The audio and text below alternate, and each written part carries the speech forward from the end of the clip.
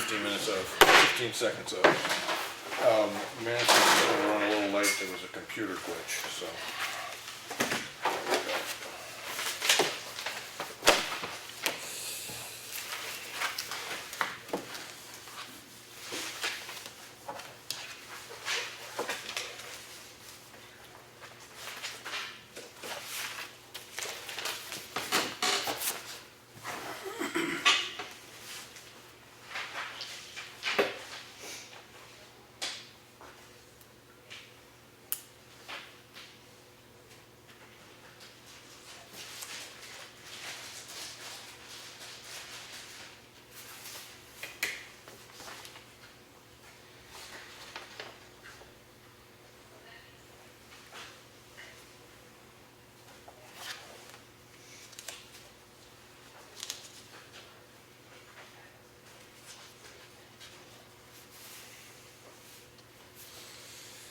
Okay, so this is mail.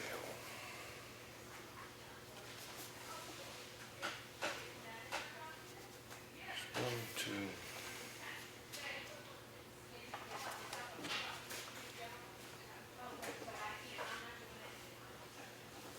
January 25th letter.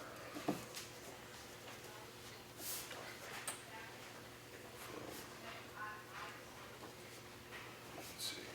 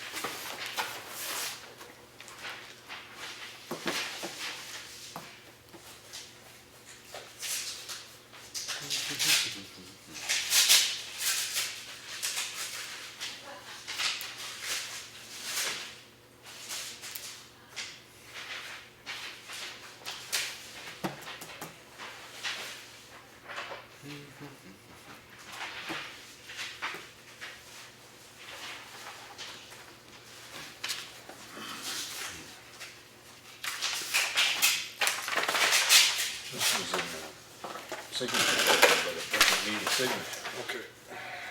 You may want to be in an action folder or something.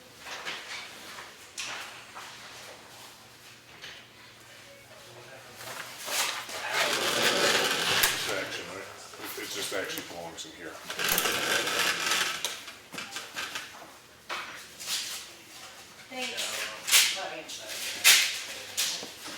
There's something in the signature folder.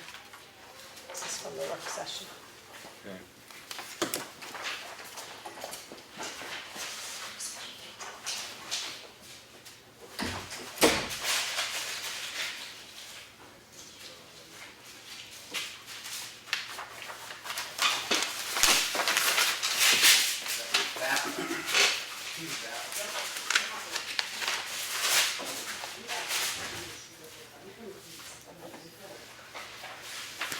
Venus, you didn't bring a crowd with you. They all went home. One day of mom's enough. She brings out her entourage for special occasions. I had no idea any of them was coming. Well, your daughter was in the gymnasium and you were coming in, and that's why I was talking to you, and she snuck out right behind you.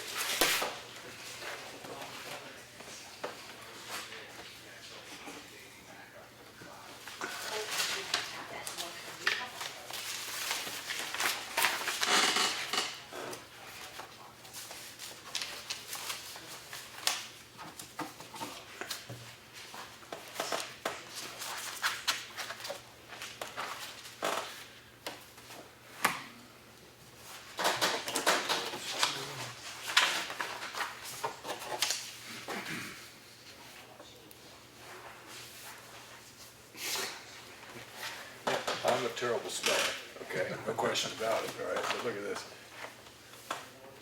Even I know that's not right. No, that's right. It's the hair salon. Oh, is that what it is? Yeah. Yeah? Oh, all right, all right. Yeah. Okay, that makes sense. Next to the M&D convenience. Okay, all right, all right, all right.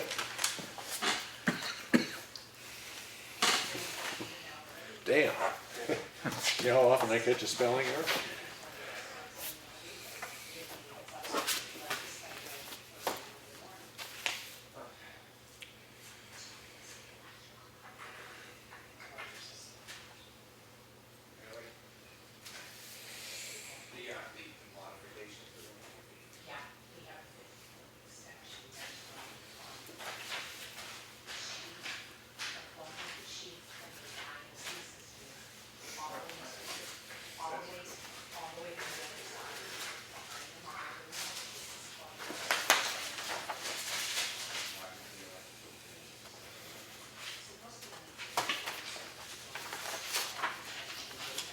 You want to put that back in the action, the letter folder, not the action folder?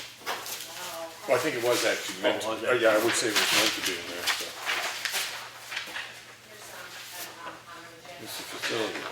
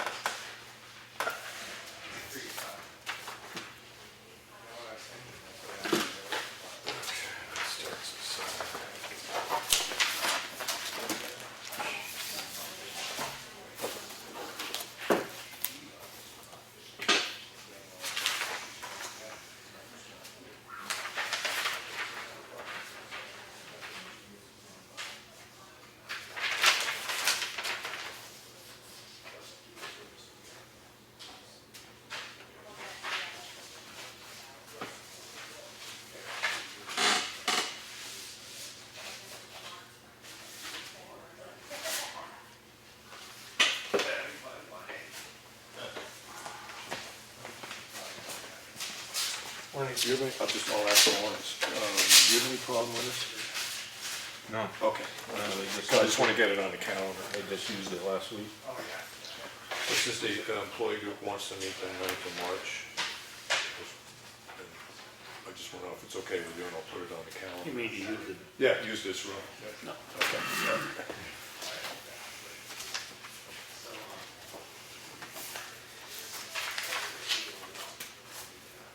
All right, March 9th, 6 o'clock.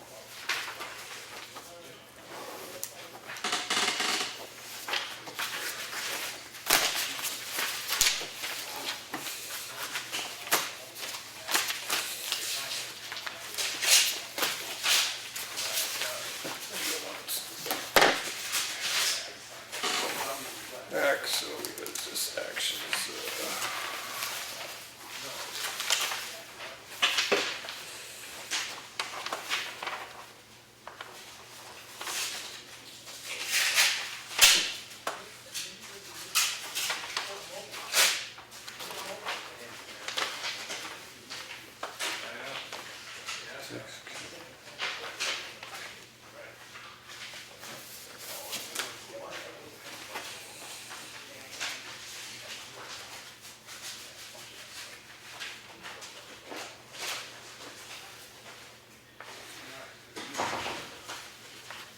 don't have any problem with this, with nonprofits setting up tables at the town hall? No. Okay. Well, I think just so I can clear this one up, it's just, at the town meeting, we usually let any nonprofit that wants to set up an information booth. Got no problem with that?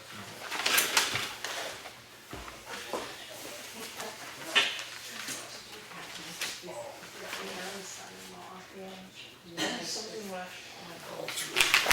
Yes, that's what they know. Yeah, should be in landscape. Nice. Is that a long ride?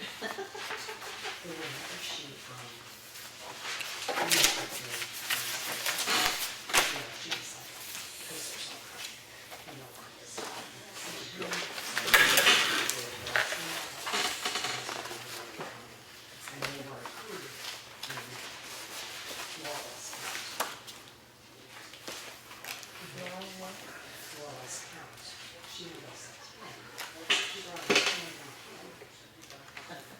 so they,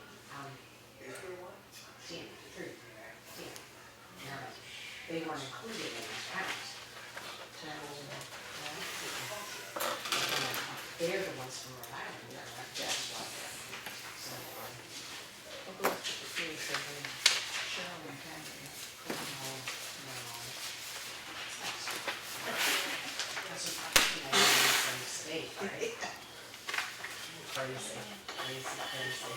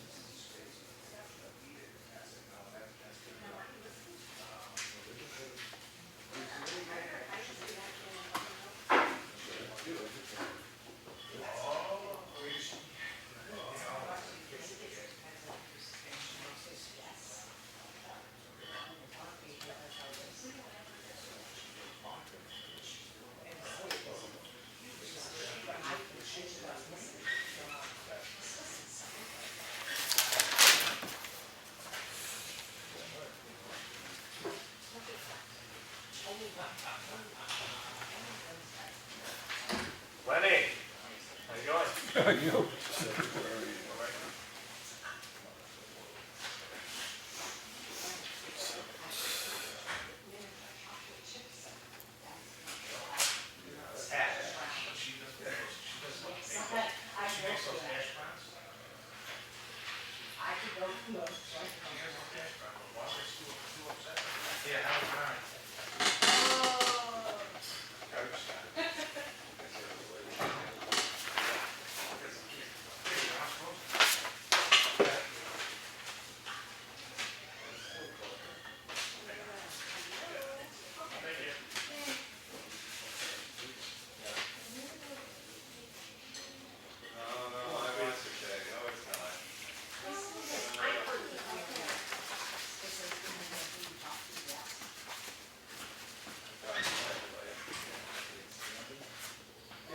Depends on who you ask.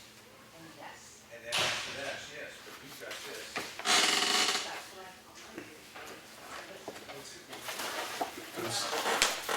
One has not been living in Wolfville. There's an infant Comeau. One has not been living in Wolfville. I don't know, but it could be, that doesn't make sense. Yeah, so you might just check with the office and find out about that. But I figure you pretty much have to be resident in town. Yeah. You all set, Lawrence? So everybody's aware of it, the manifest is gonna run a little late. Just got here. Oh, it just got here, good. All right. Well, then there'll be another length of time.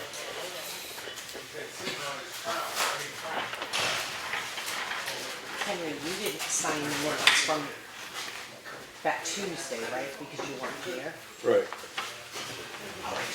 Maybe I did, but.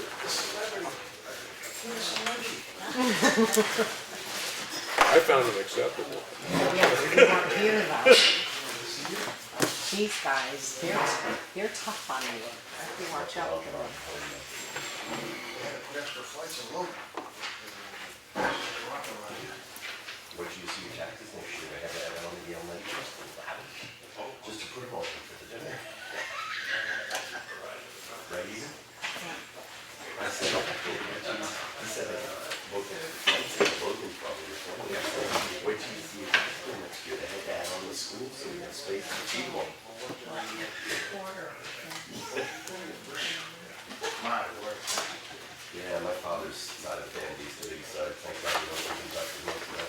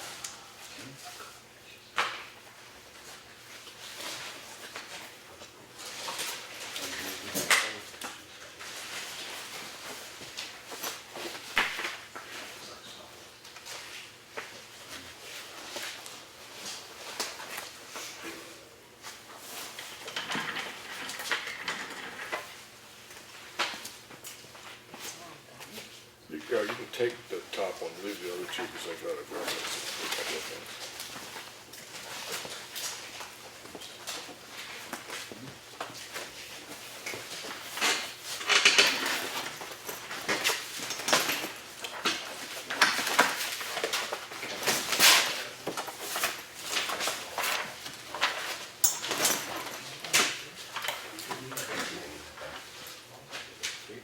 You turn the light on that side, keep you up. Oh, yeah. I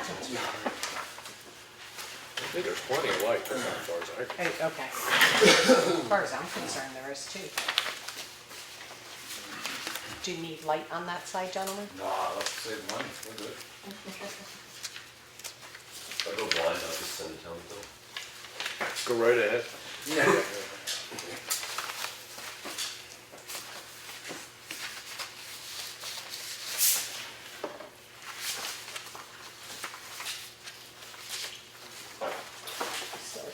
So can they? You want those boxes to be off? Okay.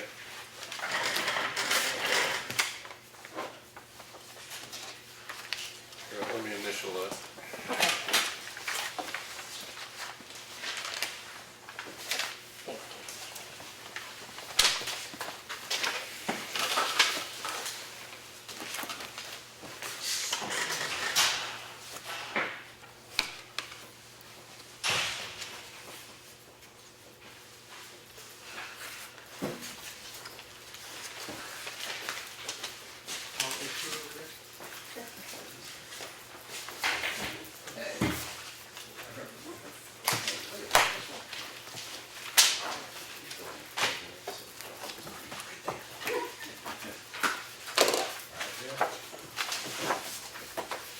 Thank you.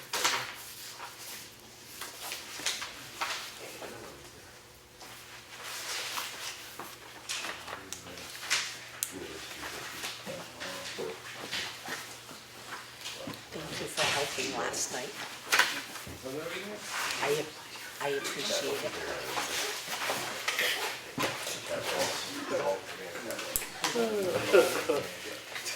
Dove Grace, the way to go. Oh, love it. Scrolling across the parking lot. The road's that big, I don't know, come Westman. Jeez, the road's that big, you got That's the rifle and good. the sling and everything.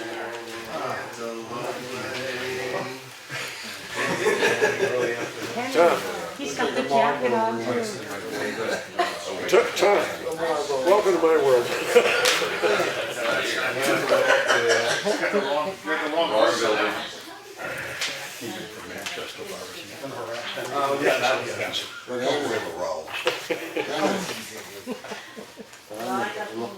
Yeah, yeah, right, exactly. You gotta own it. You have to own it. Oh, okay. We were at the nursing home. I missed you.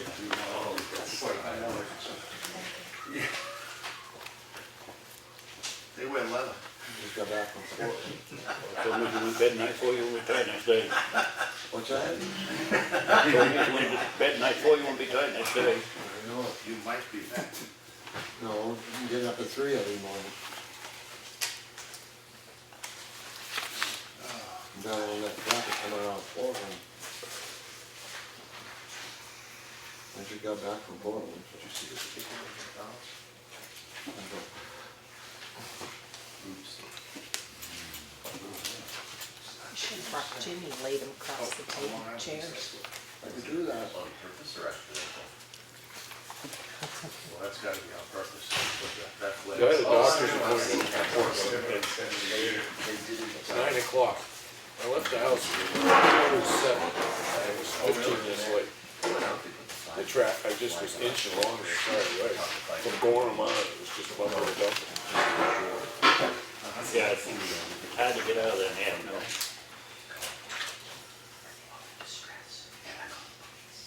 Because they assumed it was somebody who was seeking. Especially traffic over there. Situation or something like that, you know. And he went, no. You know, I live in a town where I come in on the road, it's like wait for the cars to go by. It's a shock. Or that, or a funeral, one of them. Yeah, wait. Henry, I don't think you remember, but you remember when they put that light up down there in Wilmington? That was a big deal. Yeah.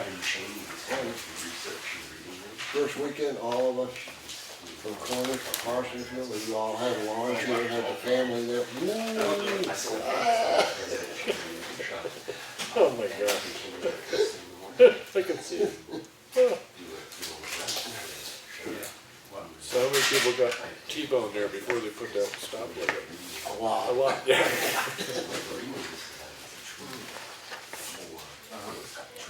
Used to be a big area right there at Fort Worth. Yeah, you been down to the Runway restaurant? You been down to the Runway restaurant? No, I haven't. Oh, that's cool. You go get breakfast, you get lunch out of it, I guarantee it. Yeah, they put out a huge plate of food, and it's good too. Where's the? You go to Leamington where the stoplight is on 25, and you take a left, you go down about 1.5 miles, right by the airport. There's a place called Runway Restaurant.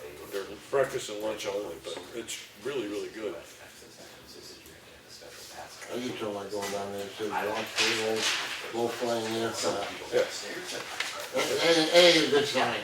Listen, one of their basic premises on recipes is even if it has bacon in it, you add bacon to it. Yeah. Yeah, there you go. Yeah, exactly. When are you taking this? I have not had burger for a long time. Well, don't. And my wife. If I want a hamburger, I want the chocolate.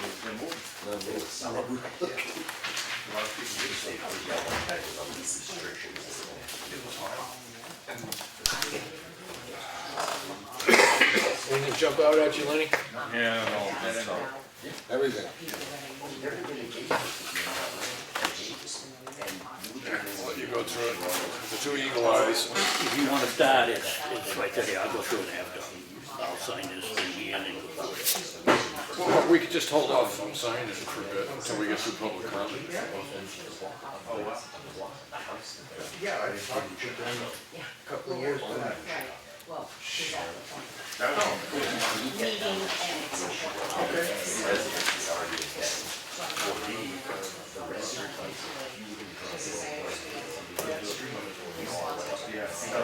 it's I mean, not just the building falling down, tires, everything.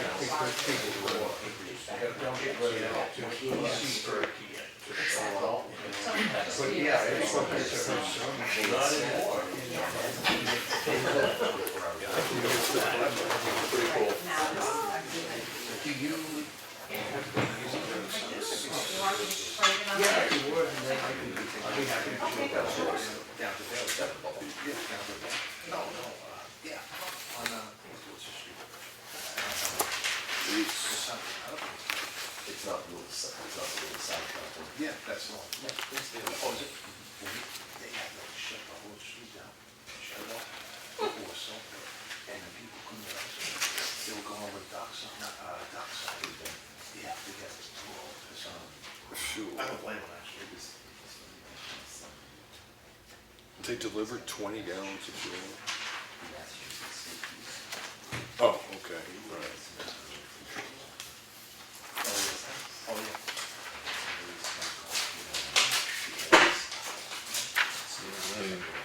Heat ain't on there, is it?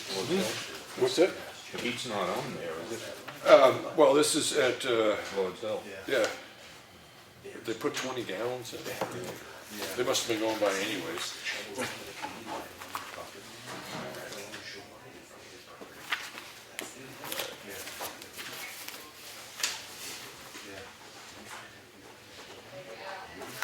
Okay.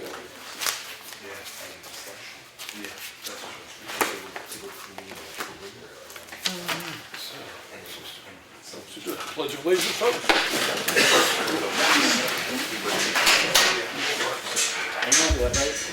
Pledge of allegiance to the flag of the United States of America and to the republic for which it stands, one nation, under God, indivisible, with liberty and justice for all.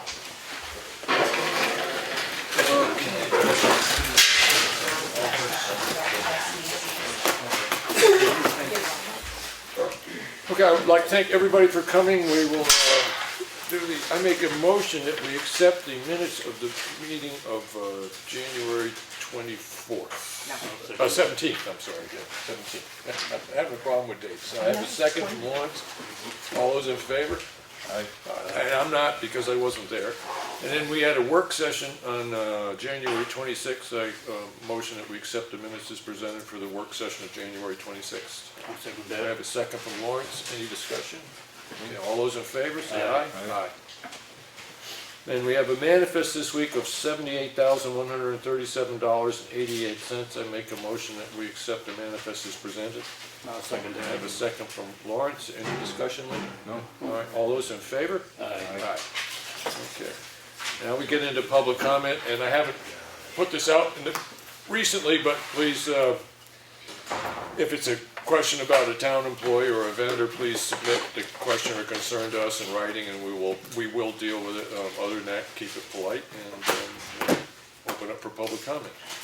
We have somebody in the back who's anxious. I would like to thank whoever did this to make this legible and took the dark print halfway off the page. Oh. Yeah, I didn't realize that my template, they couldn't take draft off in the office, so I just got rid of it. You're welcome. Anything else with public comment? Did you have something in particular, sir? Or?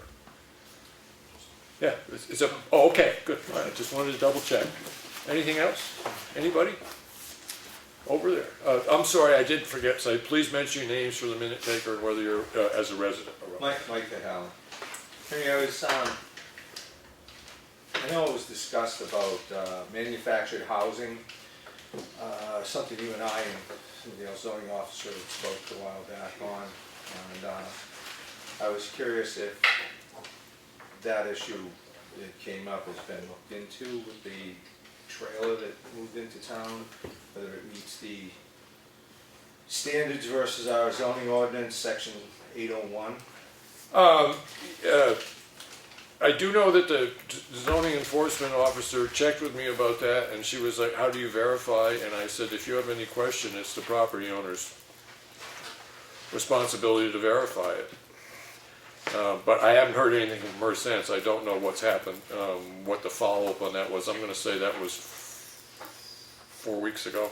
Yeah. Yeah, all right, I'll make a note just to get in touch with her. Okay. Just a minute. Check.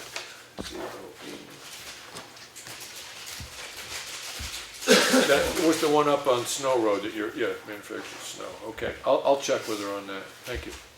Anything else with public comment? Hearing none. So our planned discussion this week is with the transfer station, and I did actually put on the agenda, I'm trying to think of how to handle this, but being as we have Mark here, is there anything particular you want to bring up about the transfer station right now? I don't know if you guys talked it over about the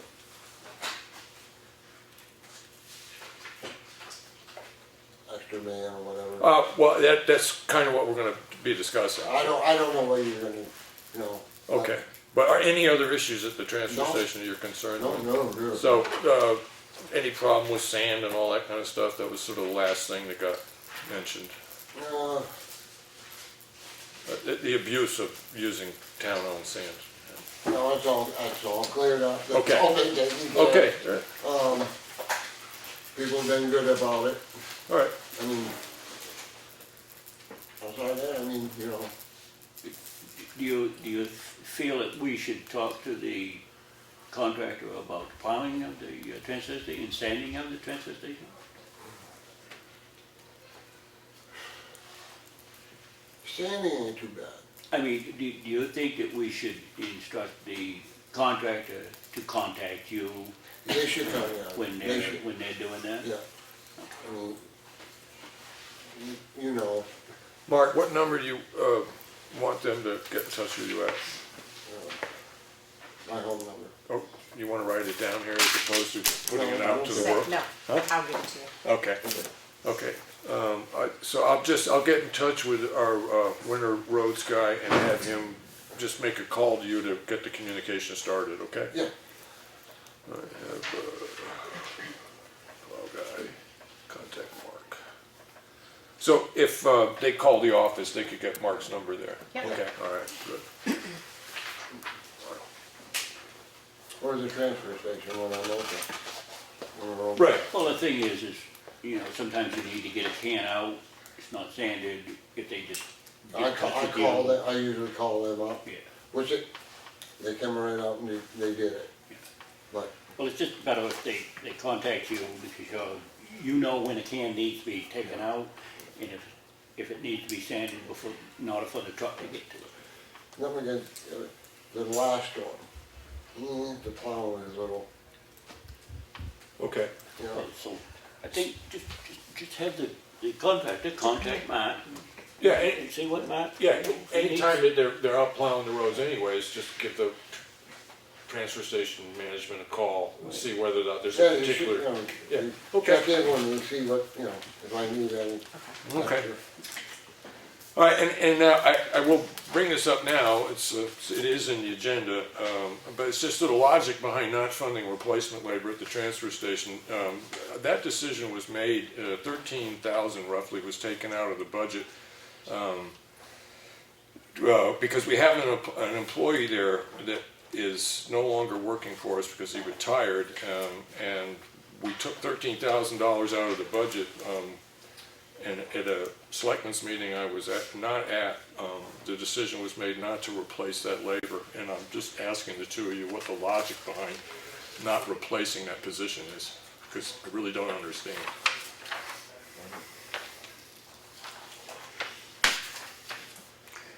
Who, me and Mark? Yeah, yeah.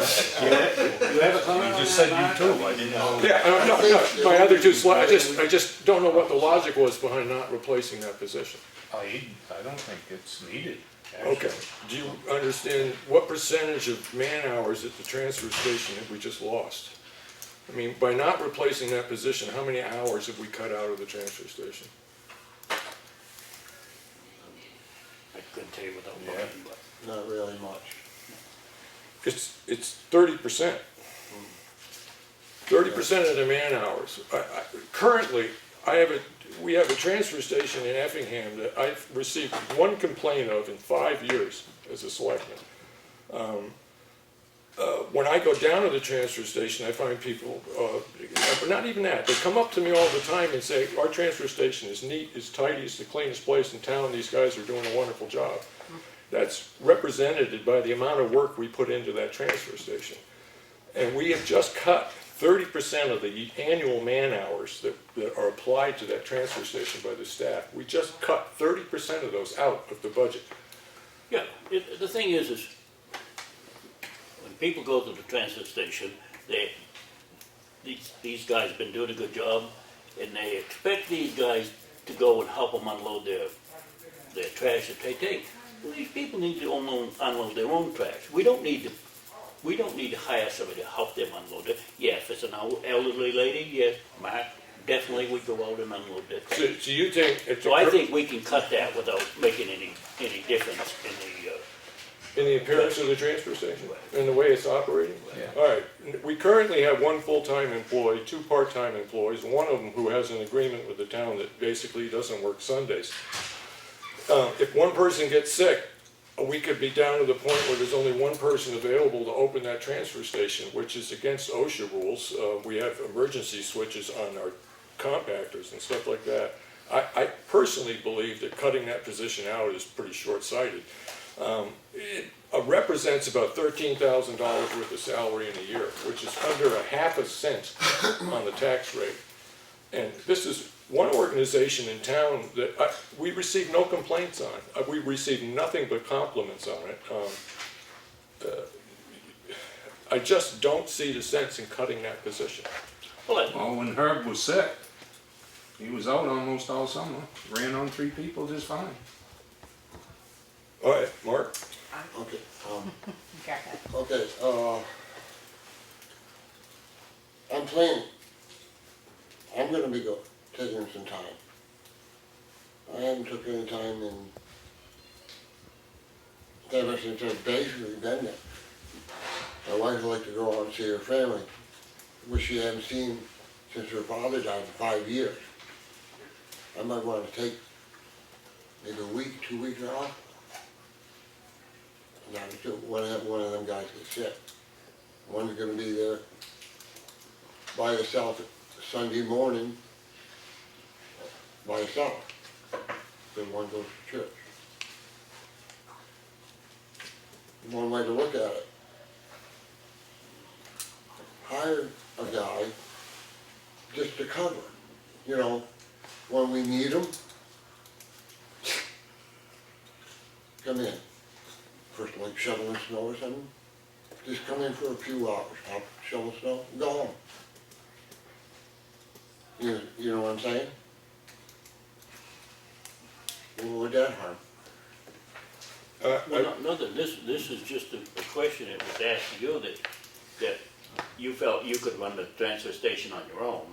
So now that I have before. I have before. We have 3, we're cutting out 1 of the, we had 4, we're cutting out 1, right? We had 2 full-time and 2 part-time Yeah. employees. So, if you've got 2 part-time, I should say 2 full-time, you're confident that you can run that transfer station? Okay. If I have to. Is that what you're getting down to? Mark, you manage the transfer station. We so far have a pretty good record on safety and everything else. People keep a good eye on it, making sure that people don't drive too, just paying attention. It's not just the safety of the employees, it's the safety of the people there. The question is not whether or not you can manage, but in the sense that you've been managing that transfer station for 10 years or whatever it's been. Over 10 years. Right, yeah. Your evaluation of what you need for labor is a pretty important aspect of this. As far as I There's know. gonna be time where you're gonna need somebody. You're gonna need some extra help. Not all the time, but you are gonna need that extra help on the books. Have my call, be there. I mean, not every week, you know what I'm saying? Because, okay, okay, this coming month, near the end of the month, he's going to Florida for 2 weeks. Right, you see what I'm saying? But you still have another person Okay, helping yeah, you. but If one of them gets- that'll leave me Sunday morning, all morning long, till he gets out of church coming to work. Okay, say one of us gets sick, or hurt, or whatever, you know, that leaves one person there. And, you know, it ain't just getting injured there either. You're getting conflicts with people, you know what I'm saying? Which has happened in the past, I mean, it gets down to, some people get really irate. You have another person there to back you. That's a good thing to have. If you're there alone, you're on your own. And I gotta put on the table that I really do feel like if operating a transfer station with one person in it is not an acceptable position for the town to be in. Well, I think, I see where you guys are coming from, you know, money-wise, all that, yes, I understand that, but,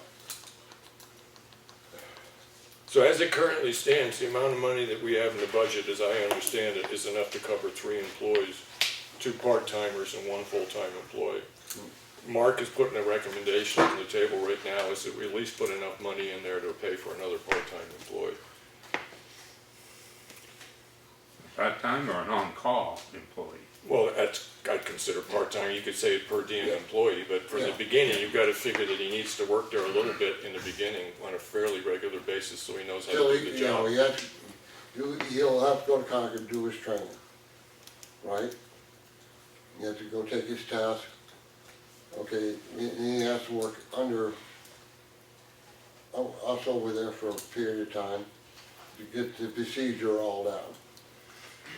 Okay, and that's how it is. Yeah, because, I mean, I look at it, what's brought up as a fact is just that the members of our transfer station staff, is currently as staff, do have the time to help people unload their cars, but I do not look at the only benefit of having a 4th employee at the transfer station is the fact that they can help out people that need assistance getting their trash in there. The reason the transfer station looks as good as it does, and the reason that they're able to keep track of the brush pile and the metal pile, well, we changed the metal pile, but the white pile and all that kind of stuff, tell people where to go is because of the staffing levels we have. The satisfaction that people have with our transfer station currently is based upon the staffing level we've had. Yeah. Then you have to remember, sorry to interrupt. Go ahead. Okay, you have to remember, had people bring in hazardous waste. Fluorescent bulbs, septic sides. You have to be there to, you know, I could be over here doing something. It's got bias before, they throw it right into the dumpster. Anything with mercury,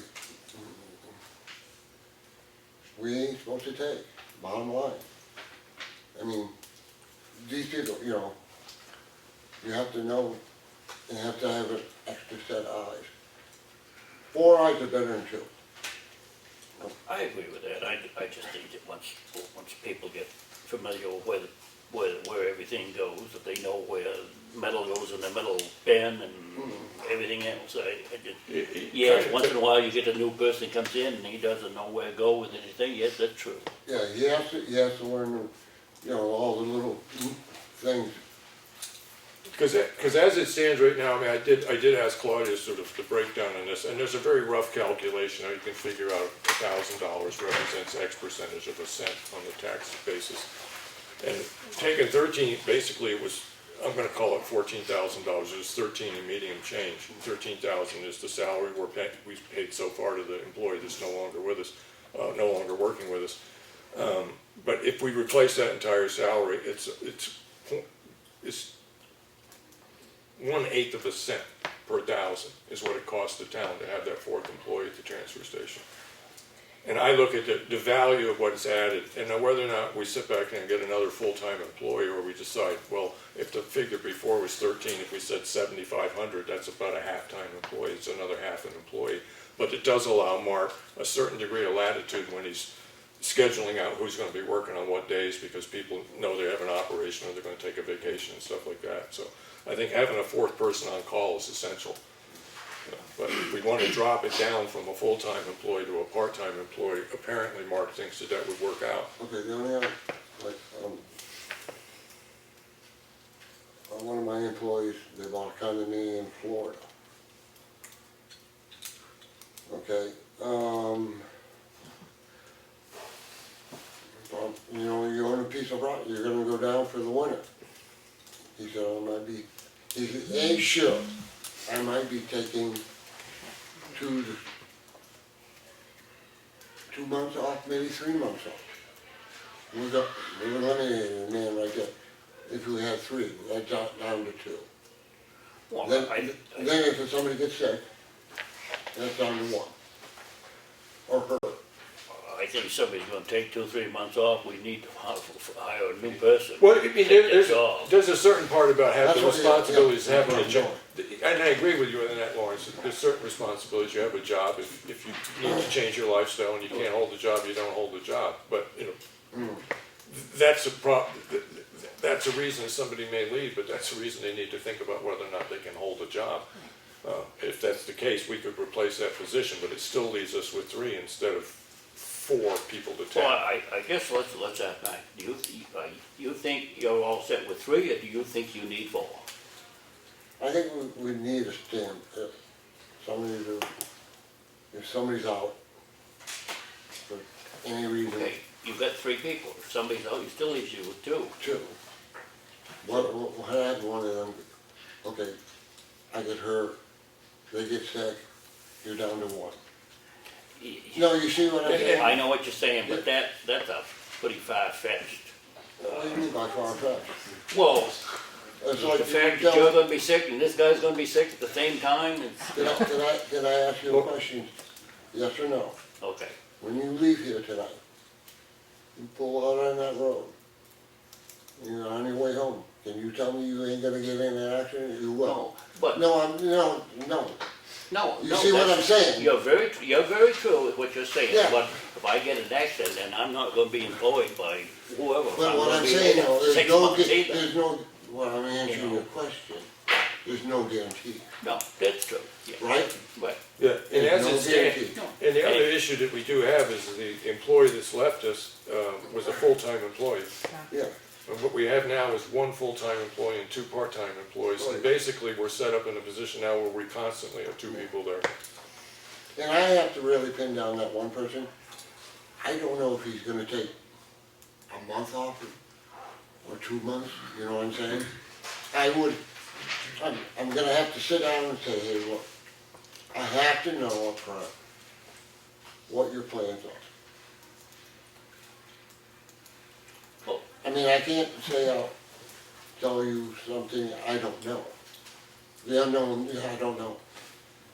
But I have to find that out. So the question was put to you, Mark, by Lawrence. Do you think you can operate with 3 people? Yes, No. if I have to. But I like to have, and let me get back to what you said. I can, but Mark, can you operate safely and efficiently with 3 people? I think we should have somebody in the wings, Okay. in the wings. So the reason I'm bringing this up is we have a budget hearing on the 9th, and it's just a question of whether we might want to take, we're paying 13 and change, we could drop it to 7,500 and ask them to put that back in the transfer station budget to cover a 3rd part-time employee. We have 2 part-time employees and 1 full-time employee. And one of those is the agreement, and he's been a good worker, and he's been working under this assumption since he's been hired. He was hired with that assumption, is that he doesn't work Sundays because he goes to church. And that's never been a problem in the past, because we've had a 4th employee, but the whole structure of the workforce at the transfer station is based upon that principle, so. Can I speak on Just this? trying to make sure Okay. that the selectmen have had everything they want to say before I. Well, I just want to speak on that other part-time employee. He's working 3 days a week that he wasn't hired for. Right. So we also have to think about that. He came in and spoke with Claudia and I.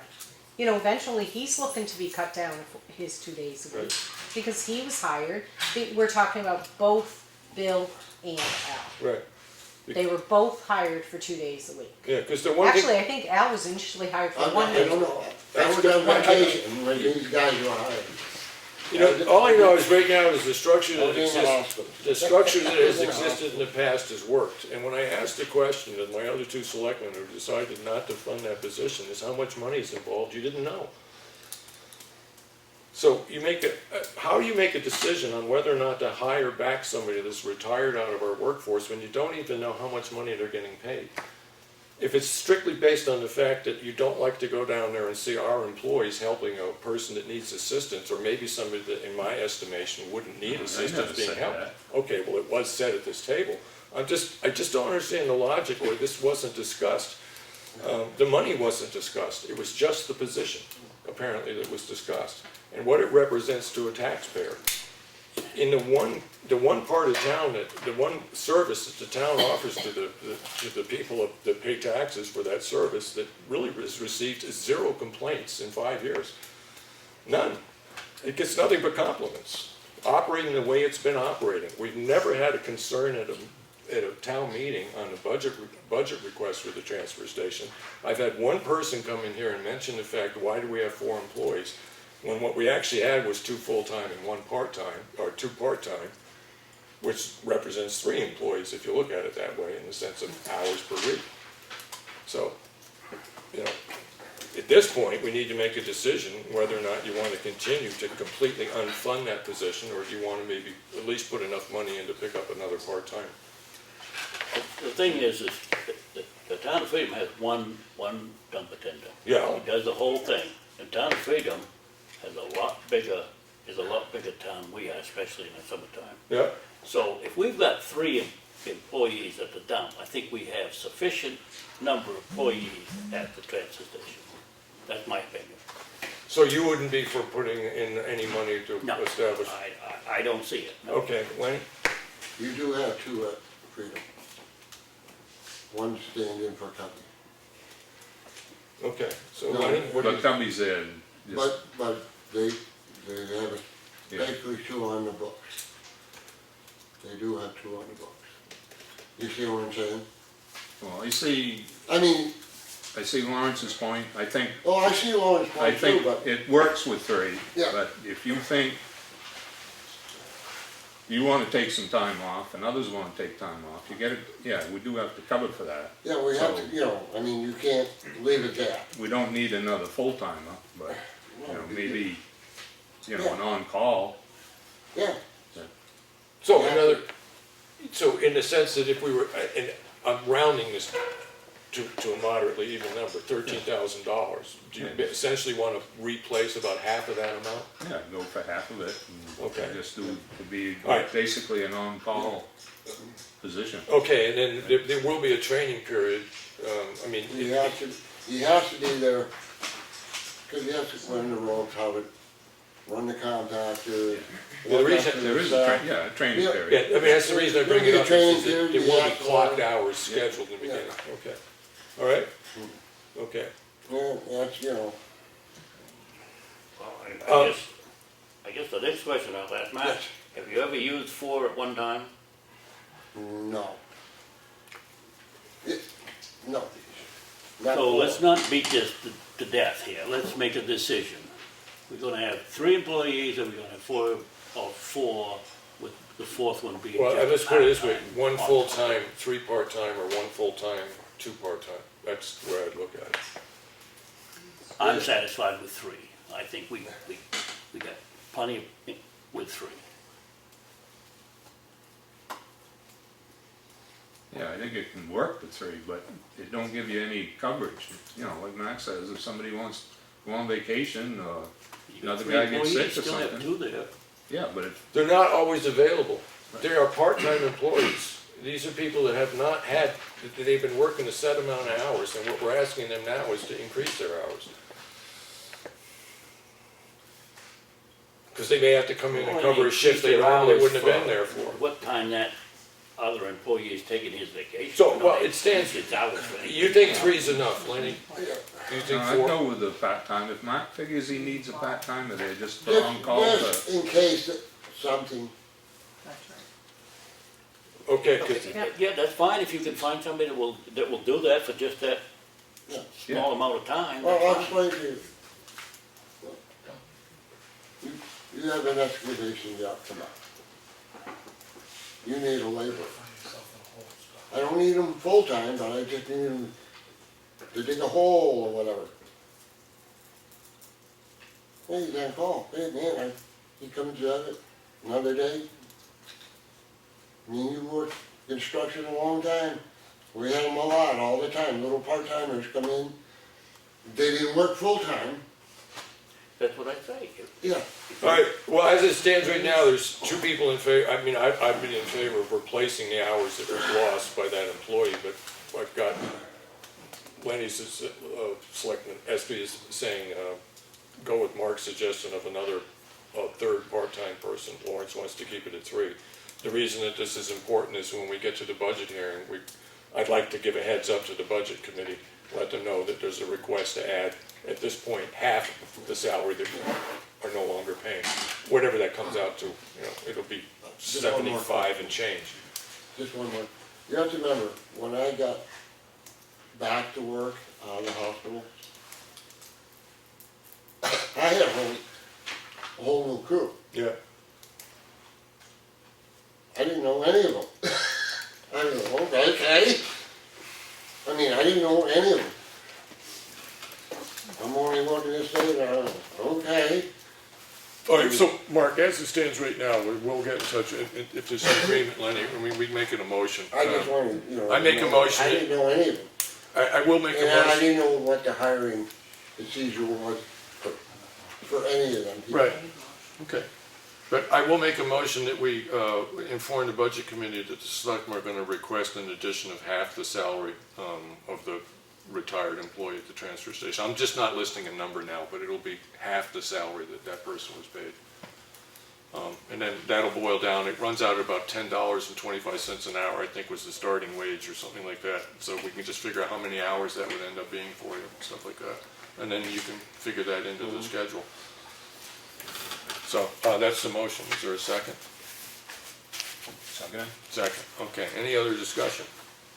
Hearing none, all those in favor say aye. Aye. All those opposed? Okay. Being as it is a town organization, and we have made our decision, you are aware of what it is, does anybody have some critical piece of information they need to add to this? Not too many years ago, Mark ended up in a situation on Wednesdays when he was the only person there. And I would move my office work for 2 days into the car, and I would go over and I would be there, Right.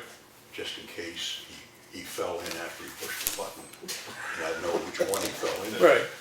Because I didn't feel he should be there alone, which you've taken care of at this point, as Right. long as everybody shows up on schedule. Yeah, okay. So that's an All right, observation. and I think it's a pretty good solution. So, anything else? Yes, quickly, something to add.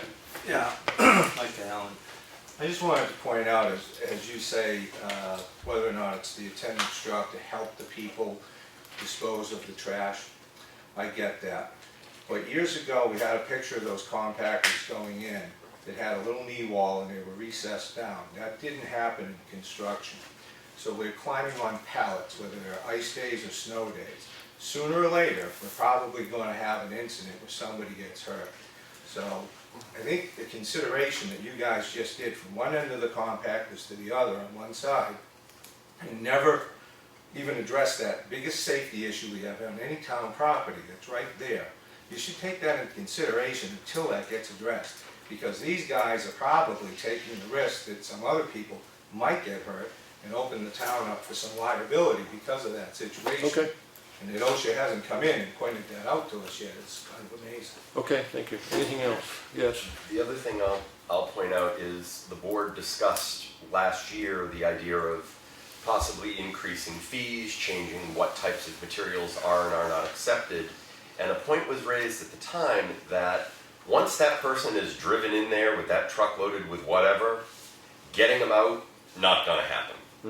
Oh, yes, it is. So, and the point was made that the whole reason that small shed had been put up at the entrance was, the point was, someone was supposed to sit in that shed, check for permits, and check to make sure that what was being brought in was permitted.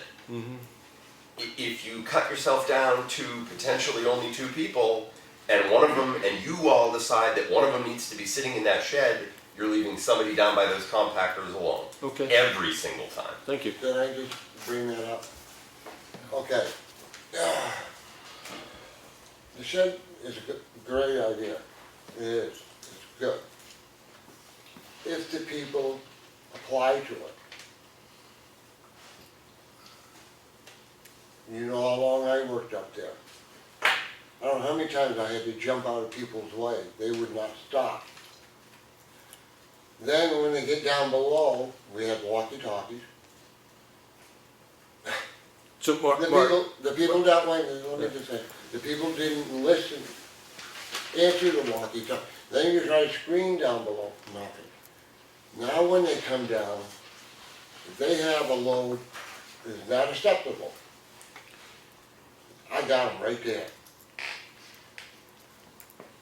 And they ain't going nowhere, upside or out. But if you're by yourself, then there's 2 Oh, people in wow. that truck, good luck enforcing it. That's the point I'm That's so trying to what? make. That's my job. My bottom line, I get paid to, no, that's my job. all right, Rule. thank you very much. Right? I'm not arguing that you have the authority, whether or not you have the ability. Management and the actual running of the transfer station, if we want, we can have a discussion about that. This was about one particular item at the transfer station, and that was the payroll for the transfer station, so. Yeah, we do that. And we've come to a conclusion on that, so. I do want to say is we had a work session the other day, and one of the things that we discussed, and I do need a reminder on this from my fellow selectmen, is that you'll notice at number 7 on your agendas is proposed work sessions and weekly discussions at end of meeting. What I'm going to do is take out the words at end of meeting.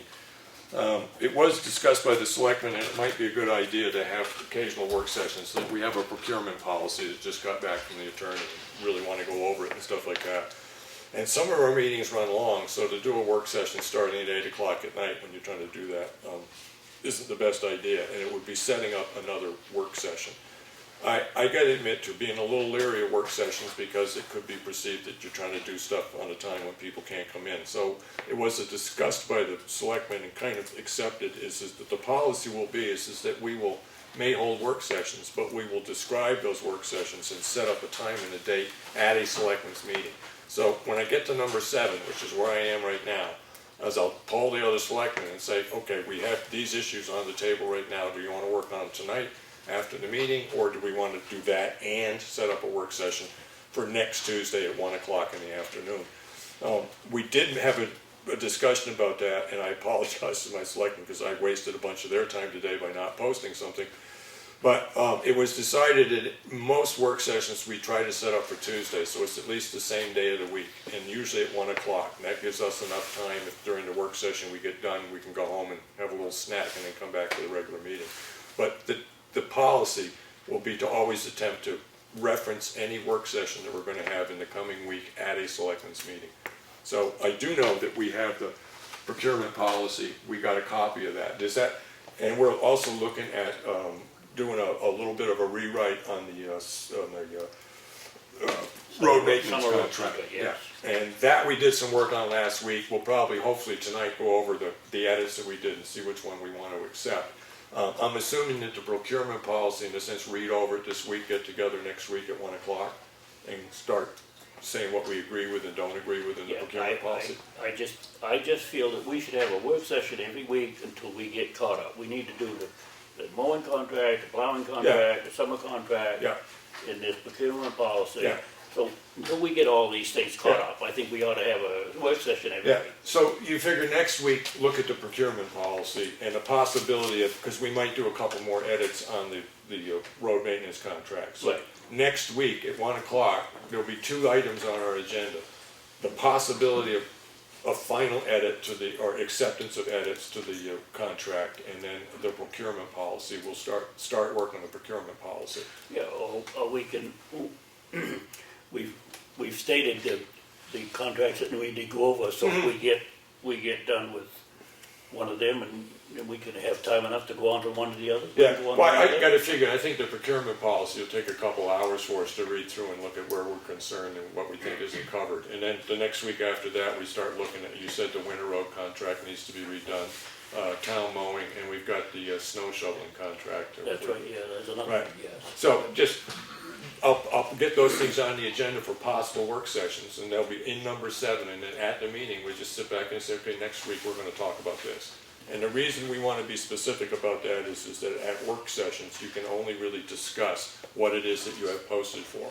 So we'll make an agreement at tonight's meeting that we'll post a meeting for next Tuesday at 1 o'clock to discuss the final edits to the road maintenance contract and the original read-through and edit on our procurement policy. Good with you? Yeah, I just don't wanna be restricted to a work session at any time. We can request a work session anytime we want, as long as we post it. Right, and you have what you If we need. know it Tuesday night, yes, Yeah. it's nice to inform the public that we're having one, but I don't think that's necessary. If we're gonna have a work session and we didn't post it, I mean, we didn't notify the public at Tuesday night, we can still have. a work Okay, session. so let me ask you this, where would we have made the decision to have the work session if we didn't talk about it Tuesday night? Well, if say something comes up and I call you and we want a work session, I call Lenny, we want. There you go, now you, If we need a work session for, well, okay, here's a perfect example right there. The Stevens Road Bridge, that's a Right. perfect example right there. right. Lawrence, in some sense, I can accept what you say when it's in a sense of it's an emergency situation. But by you calling me and then me calling Lenny and then calling you back and saying, okay, we're all set for Thursday afternoon at 3 o'clock to talk about Stevens Well, Road it's Bridge. the same thing, let's say we set it up for Tuesday night and one of us can't make it for Tuesday. Well, we gotta change that meeting. Well, you can do Should that, be able to do you that. do that at Tuesday night's meeting. To set Okay, up, let's say we set it up for Tuesday, Yeah. Wednesday, one of us can't do it. overall, No Lawrence, I can see no way that falls under 91A and everything else to set up work sessions for the selectmen that does not happen at a public meeting, except in the case of an emergency situation. Right, I think the town would accept that, but if you decide, we get a piece of mail, come in the office, oh, look, this is here, we should go talk about that, and start calling up the other selectmen, you have, at that point, created essentially an illegal meeting on the telephone. It's No, not that I like this If we system, post it, it's not an illegal meeting. but the only way you can decide to post it is illegal, unless you make that decision at a public meeting. I disagree with you, just to the fact that, let's say tonight we decide we're gonna meet at 1 o'clock tomorrow, and say Lenny gets home, he's got something he's gotta do on next Tuesday at 1 o'clock. Well, he can't make it, Yeah. so we gotta change that meeting. Right. There's nothing wrong with that. Well, it's easy enough, because if there's 2 of us can make the meeting, 2 of us can make the meeting. Well, yeah, that's true. Do you wanna make a meeting without the third one? I don't, it's like missing a selectmen's There you go. meeting and having a whole I discussion. just think we're getting too technical here. No, but you see, It's unfortunately, not making any sense. this is where you and I agree. I don't necessarily think these rules make a lot of sense, Lawrence. You know, Lawrence, I don't think they make sense, but they need to be followed. I agree with that.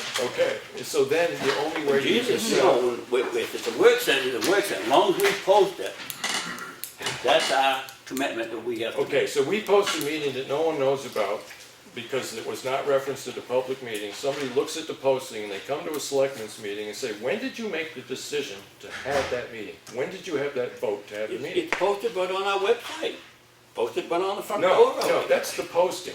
When they come in and ask us this question, they're gonna look right at you and they're gonna ask you, when did you make the decision? When and how did you make the decision? I made that decision because I couldn't make it on Tuesday at 1 o'clock.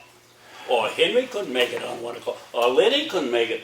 so we had to change that meeting. I mean, that's not, I don't see a big deal All here. right, as far as that scenario goes, there is a way to deal with that. All right, we had a meeting posted for 1 o'clock on Tuesday. One of us can't make it, the other two here, and you sit back and say, I would request that you the two of you get together, you adjourn that meeting and say, because of the fact that there was only one selectman couldn't be here, and you do this at the work session. You don't do it on the phone. You gotta come in and do it at the work session. You say, because only two selectmen could be here, this meeting has been postponed until tomorrow afternoon at 2 o'clock. That happened in a publicly posted meeting.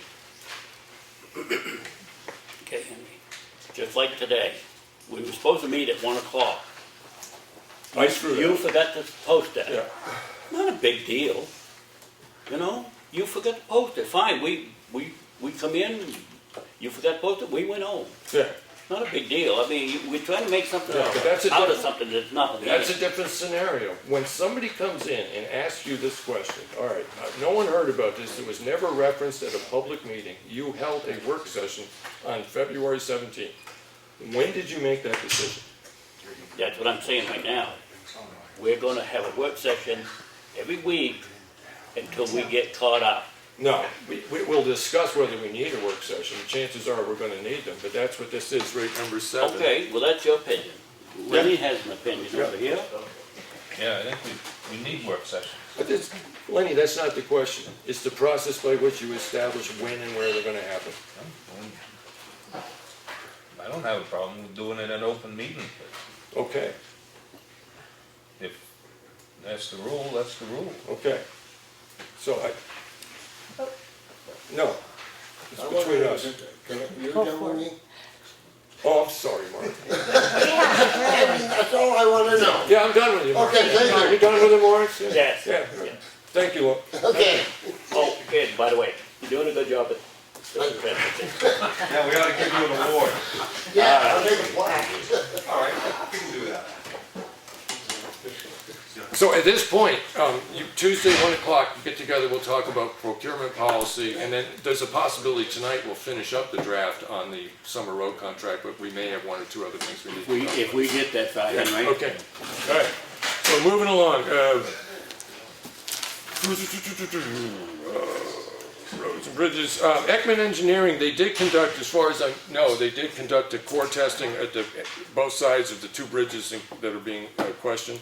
And then Lawrence has a report on a discussion you had with Ekman today, I guess? No, they didn't do they done 2 borings on Snow Road, they Yeah. only done 1 on Granite because they run out of time. Okay, So he's trying to get them to come back Yeah. and do the other side of Granite, and he'd like to have, they had a flat tire on one of the vehicles that they was bringing, yeah, which was a pump truck. Right. So they could pump out that's water and the sediment, so they could get a good reading.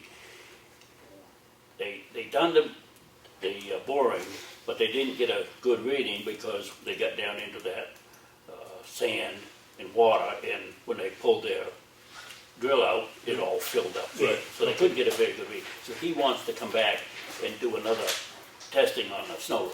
okay, And he did come today, this afternoon, and look at this Stevens, Road Bridge. right, Which is, I posted that up there. yeah, Now that abutment that the state has been warning us about right, is finally given way.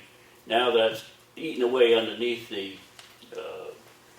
abutment, yeah, the slab. Back in there, today he measured that in, it's 5 feet. So, his recommendation was to put some Jersey barriers up and narrow the roadway up so that we only have like a 12.5-foot roadway Yeah. across the bridge. Now, when you do that, that doesn't prohibit any vehicle in single traffic, but it does prohibit double traffic on the bridge. 12.5 feet is enough for a plow truck or a school bus? Yeah. Yeah, They only get, and the other thing was, he's gonna write up the report, give it to him. He doesn't know if he's gonna cut the weight limit down to 3 ton or leave it at 6 ton. all right, Right now, when we talked to him, he thought he might leave it at 6 ton, but we're gonna have to monitor that because it's all soft under there. Right. They could stick a shovel into that. Yeah. And that's gonna deteriorate So there's nothing they can do on a temporary basis when we start getting the spring runoff flows?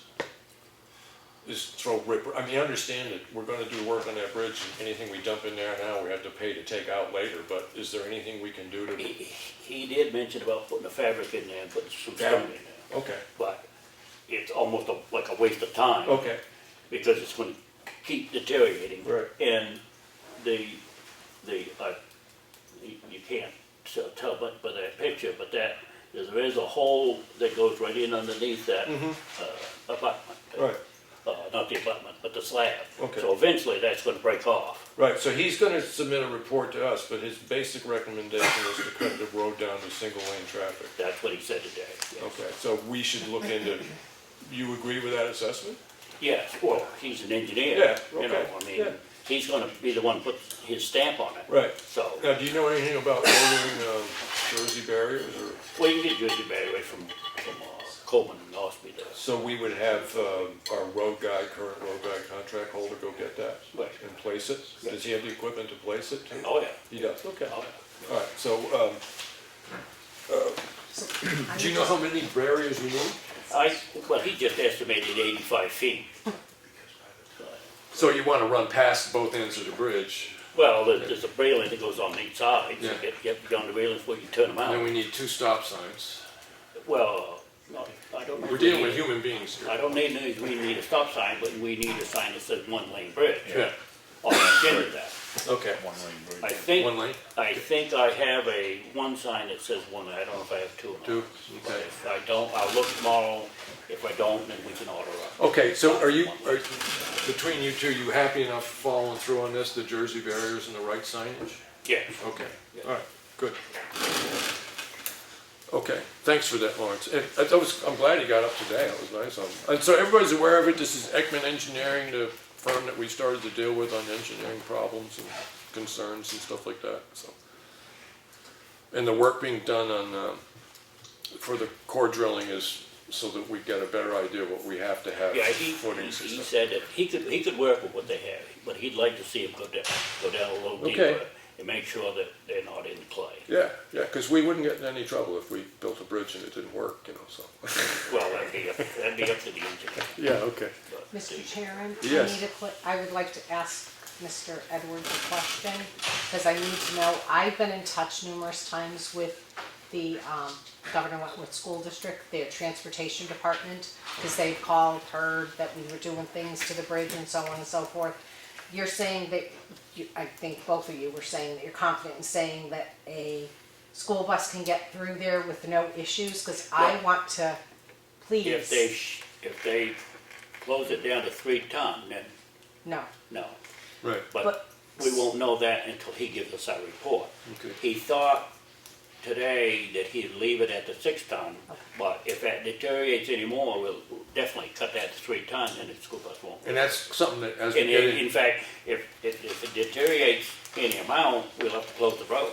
okay, so when those changes, please, when those, any of those changes will take place, we need to be notified in the selectman's office, because I need to notify Governor one Wentworth. or two of those contact people, because they're very adamant. okay, And Oh, know yeah, it far we'll enough in have to advance. notify the Please. dispatch, because the fire truck will be the same thing, they can't Okay. go across that. too. okay.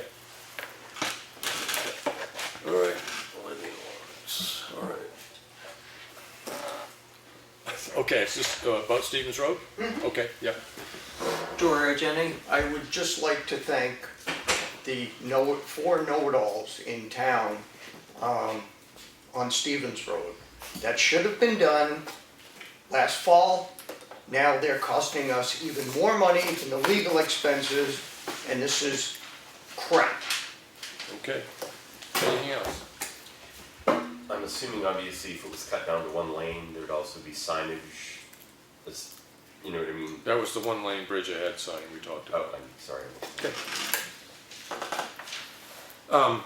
I might give And the, the other question was, that they asked the engineer was, we can replace this bridge anytime. All we have to do is supply the state with how we're gonna handle the water. We don't have to wait until August to Right. do this. We Right. can do this any time of the year. As soon as As possible. long as we provide the state with how we're handling that Right, water. now, they did say that one of the communications we got from the state today is they wanted to know, they said this is just not a requirement that we send our wetlands mitigation or whatever it is report, the DES report, but they did recommend that it's a good idea to send a copy to their office. Do you wanna do that? Of the engineering plan. The engineering plan, because actually we don't have one at this point. Oh, no, he'll give us a written up, plan. Okay. And stamp it so that Right. he's responsible for whatever happens. Right, because they did ask is if we're taking any steps on this scouring under it, to let them know what we're doing and stuff like that. So once we get that report, we can send that to them, so it all works out pretty well. All right, good. Thank you. All right. And the estimates for Granite Snow Road Bridge, it's kind of waiting until we get to the reports on the core drilling, because that means what we need for footings. I gotta admit right now, did we put forward a warrant article for the bridge maintenance funds? Okay, I'll I check. can't tell you that. Yeah, I'll check with- Claudia's working on it. Yeah, no, I'll check with Claudia on that tomorrow, so, bridge maintenance fund. And the purpose for that, so everybody understands, is things like Elm Street, where we got, basically, it's a 30 to 35,000 job to fix some damage that was referenced by the state in their bridge report, that we should be doing maintenance. And, I mean, I'm strongly in favor of maintenance, and I think my other two selectmen, because of the problems they're having with bridges now, are basically related to lack of maintenance, sometimes for 50 years, but, so. All right, so we did the transfer station, I haven't done the library shed, maybe I can do that tomorrow. Cemetery roads and frost heave signs, I will get another call into, road guys. You can cross off the library shed. Yeah. And then update on Stevens Road cellar hole, as this, what? You can cross off the library shed. Oh, thank you. Oh, the shed, okay, yeah. Thank you. Lawrence asked me last week to fix it. Yep. Yeah, The Stevens Road cellar hole, yeah, we received the certified mailing, returned, not accepted.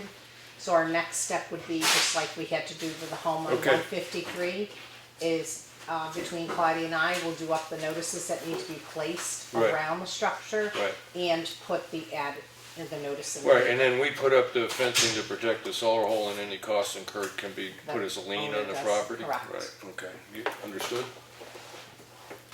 John's gonna do it. Well, at this point, yeah, I mean, it's a safety issue, and the guy hasn't done it, and so the way the RSA reads, there's certain posting procedures and stuff you have to go through, but then the town does it, they keep track of what the costs were to the town, and they put a lien on the property for that amount of money.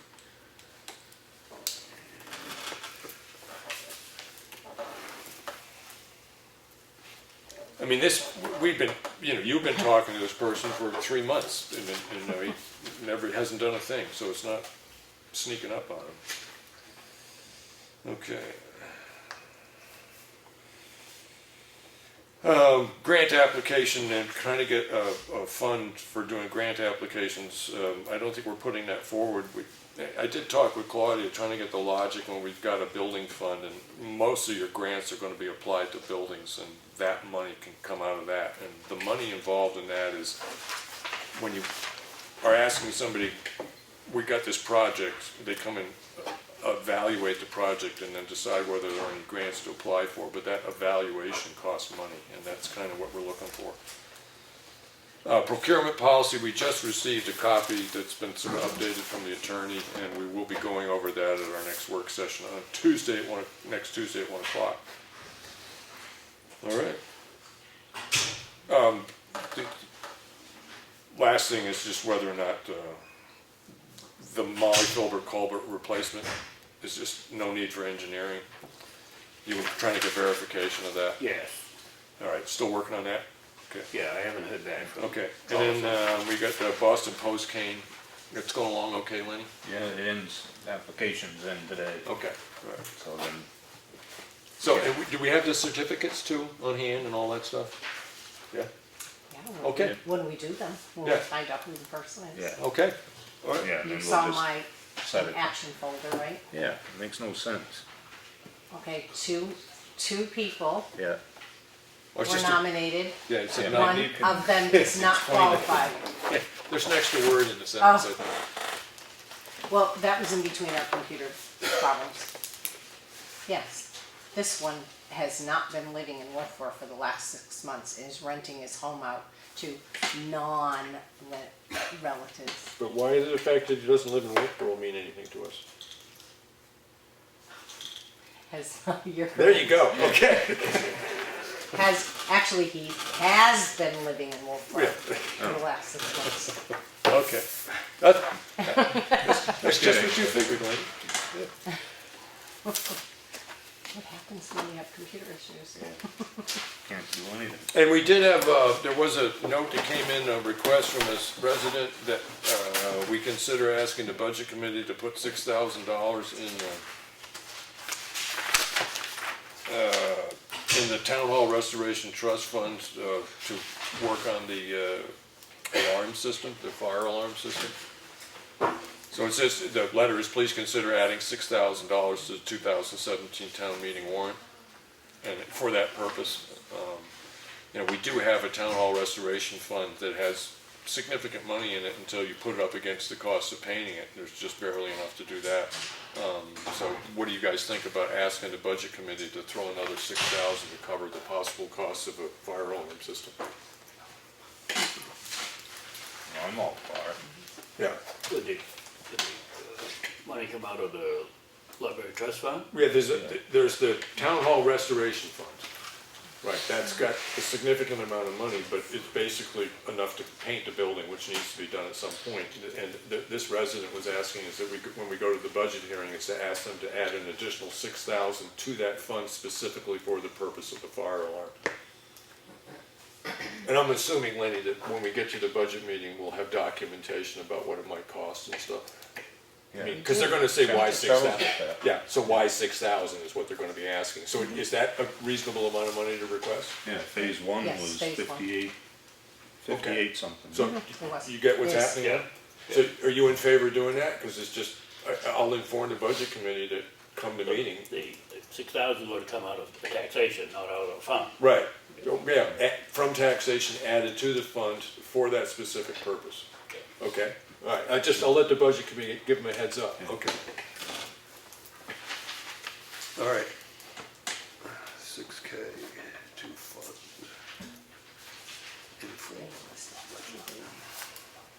Okay. Good. And all the rest of this stuff is next year. Anything else you want to bring up, Lenny? No, Claudia didn't find out where the windows were, right? No.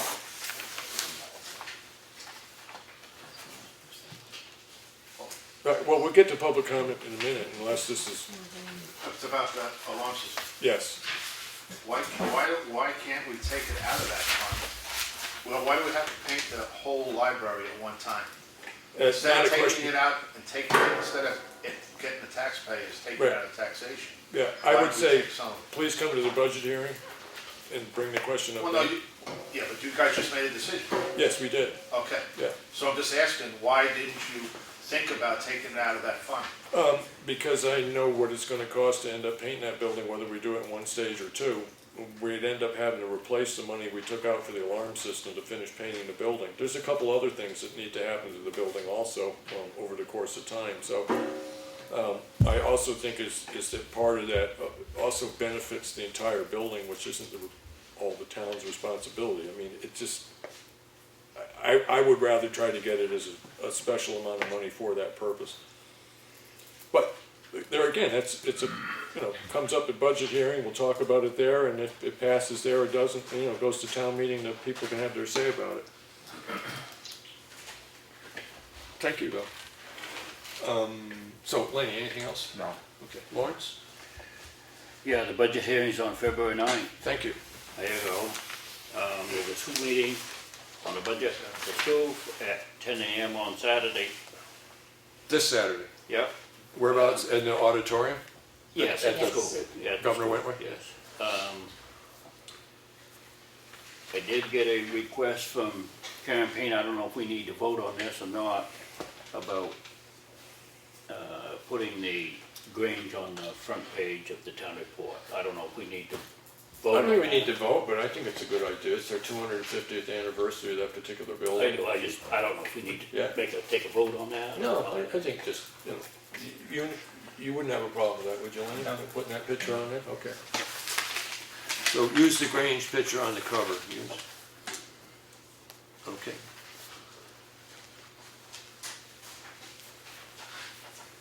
All right. Anything else? Well, we brought it up at the last meeting about us looking at the manifest prior to our meeting. Have anybody given any thought to that? One of the things that I do see is we'd have to check, make sure that the office understands that we're gonna be doing that, because their schedules quite often is the last thing they're doing before our meeting starts. Well, I did talk to Claudia a little bit about Yeah. that, and she was saying that payroll, because the payroll is on Tuesday. Right. So she doesn't get it done until Tuesday night. Right. But we don't need that part of it. The rest of it. If we done the rest of it, then we could do the payroll on Tuesday night. Okay. I'm just, I have to think it's a nice idea in the sense that it speeds the meeting up. when we Well, I actually just get the think meeting. it gives the people that But- are in here, they're in here, prior Watching to us. our meeting, Yeah. and they don't have a clue what we're looking at when Right. we look at that manifest or Yeah. the action folder or anything. So, I mean, I'm trying to think if there's any legal reason that we need to do it the way we do it as opposed to, being able to look at it. Now, the signature wouldn't come until the meeting, we just review it. But, Right, okay. yeah, none of it would come before the meeting. Right. It's just that we'd have a chance to look at it, and then at the meeting, we can, when we're doing it, we can inform the Okay. people what we're doing, so they have an idea what we're setting here. Yeah. We're spending, Well- what do we spend, $78,000 on? Yeah, Lawrence, even if it was the opportunity, the opportunity would exist for all three of us to look at it on Monday, say. Right, but even if just one of us did, it saves that much time at the meeting, so, That's right. okay. Well, it's just, I didn't even look at the manifest, I signed that manifest, I didn't look Right, at it. Yeah, I said, I'll look at it at the end, Right. and then if there's a question, I can bring it up next week. Right. Yeah, right, yeah. okay. I don't see any reason that this is not legal. So what are you saying? What, would you wanna Suggestion see? made that the payable part of the manifest be available. No, the payroll is the one. I mean, not payable, sorry. That The non-payroll. payables. Oh, payables, yeah. Payables. Part of the manifest be available when? Well, would you think, Would be available for, well, it'd be nice if it was available for Friday, but we'll have to talk to Claudia on that. She may not have it ready until, say, noontime on Monday. Monday. We'll have to find out from Claudia when Okay. she can have everything except for the payroll part of it. Yeah. Okay. For us to look. yeah, because, I mean, I will admit, the three of us do have this tendency to show up a little early for meetings, so we're pretty cautious about not doing business. Right. I mean, but one of us could go over in the corner and look through it, and stuff like that. Yeah, or we Go can in come, the if office. there's three of us, we can set a date, not a date, but a time that we come in and say, Lenny comes in at 10 o'clock, you come in at noon, I come in at 3 or Right. something. We can set up the Yeah. time Okay, if it's gonna be, yeah, if it's something that you wanna do and if it's gonna be available. Yeah, We'll have to talk to Claudia. about yeah, that. you wanna work out the logistics with Claudia, and then, yeah, all right. Anything else?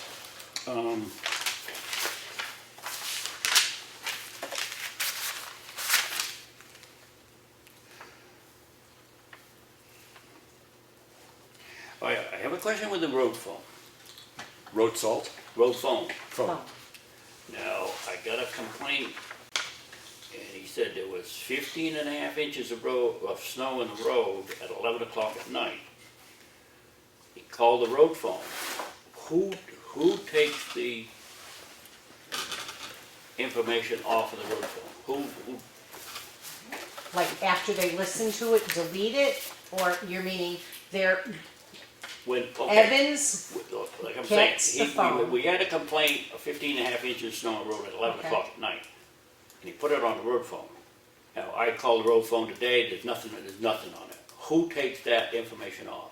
It would be the person who's checking it, which would be Evans. So he takes that off. Yes. So we never see that. No, information, Mr. not Chairman. necessarily. We can probably retrieve that. In Well, the I sense just that, think- in the sense, we don't have we may end up with no log. Somebody could call and say, I left that message, and then we go and it's not Well, the there. thing is, we have this complaint, how do we know if he called Right, that yeah. phone or not if we Yeah. don't have no information left? Yeah, So so, we should have that information, or the office should take that off and record it, and then give it to us in our folder, Right. so that we at least know that yeah, somebody I can did have that call conversation and with complain. Teresa Evans. yeah, I would think that the best solution would be is that the office staff or a selectman are the people that would take any messages off that machine. Does that make sense? So to that's you? what I said, I called it today, there's no message on Right, it, yeah, okay. All right.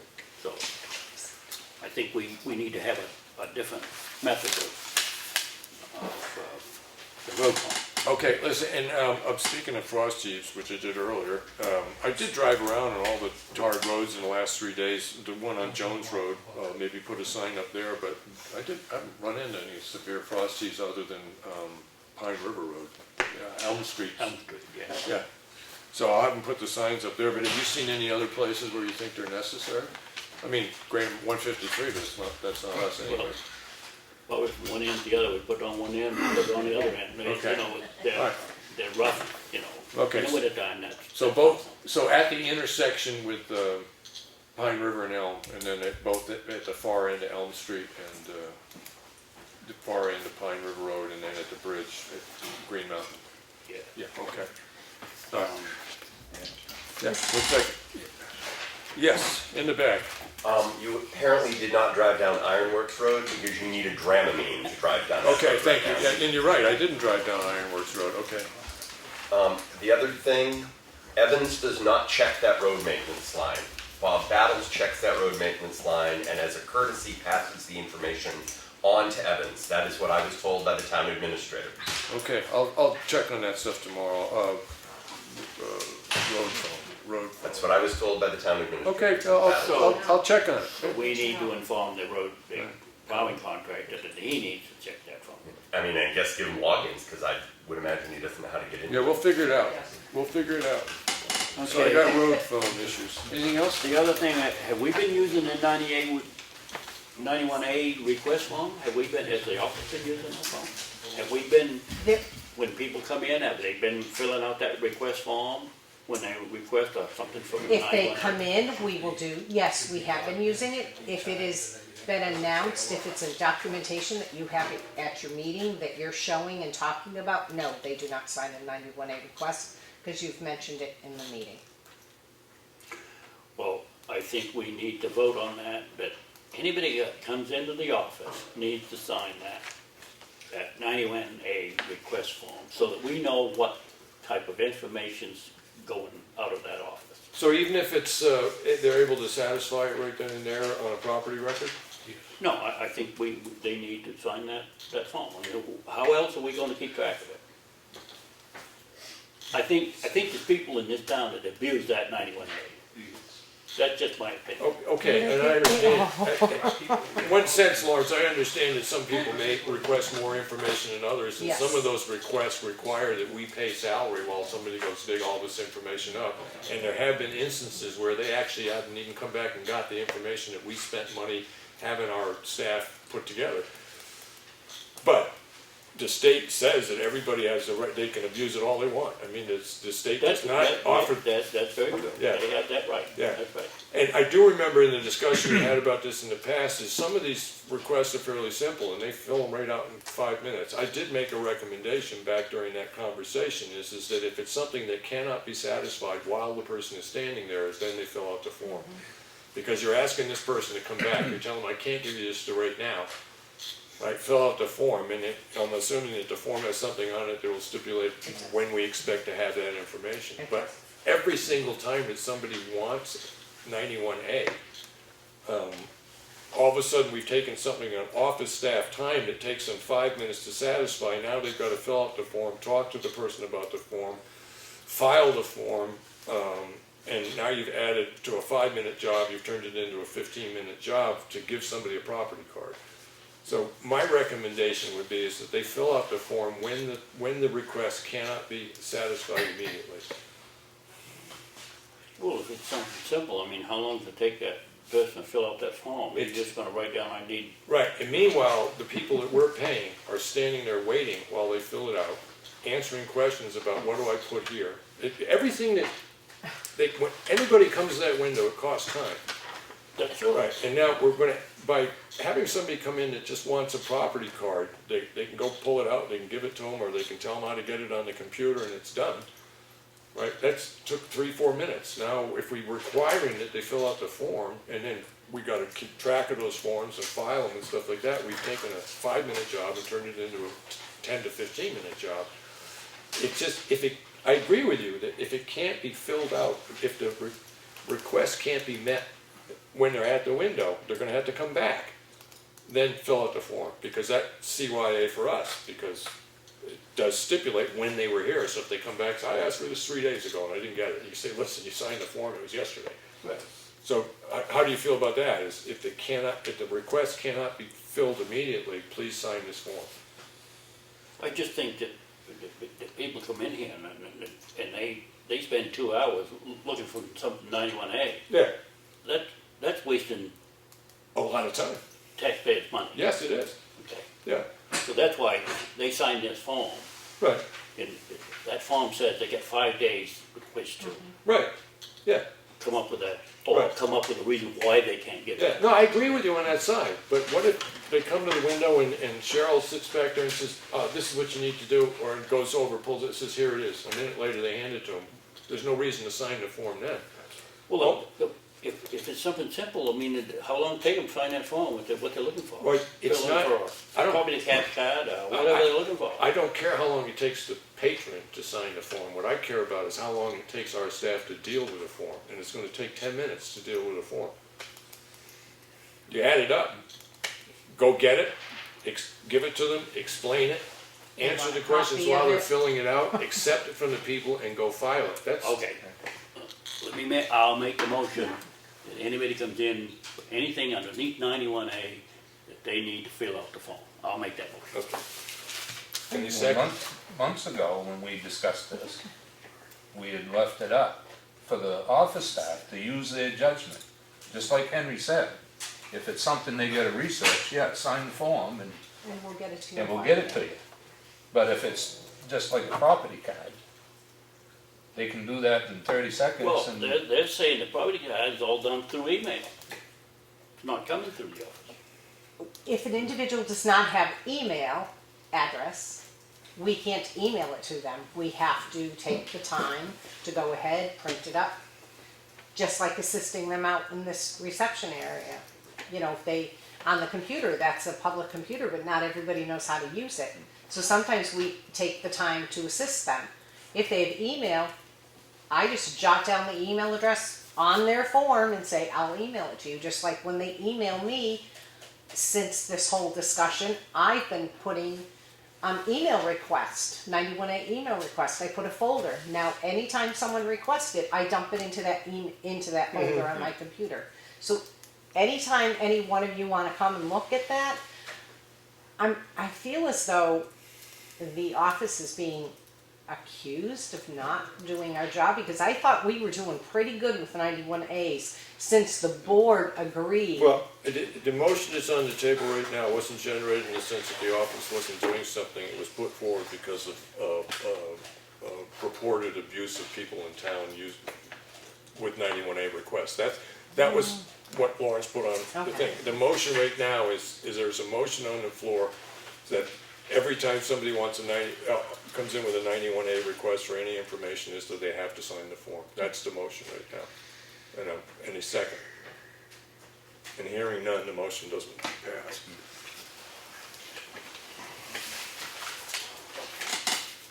Yeah, it's an open meeting now. Sure, Jenny. I thought I read in the paper, it was maybe a month ago, that I think the town of Tuftonboro maybe was, I don't remember how they worded it, but something going to the state to say change this law because the 91A is costing Right, towns a lot of money, so they were trying to get yeah, some recoup from it, or right, yeah. And unfortunately, you end up having to set up an arbitrator of what's a reasonable request.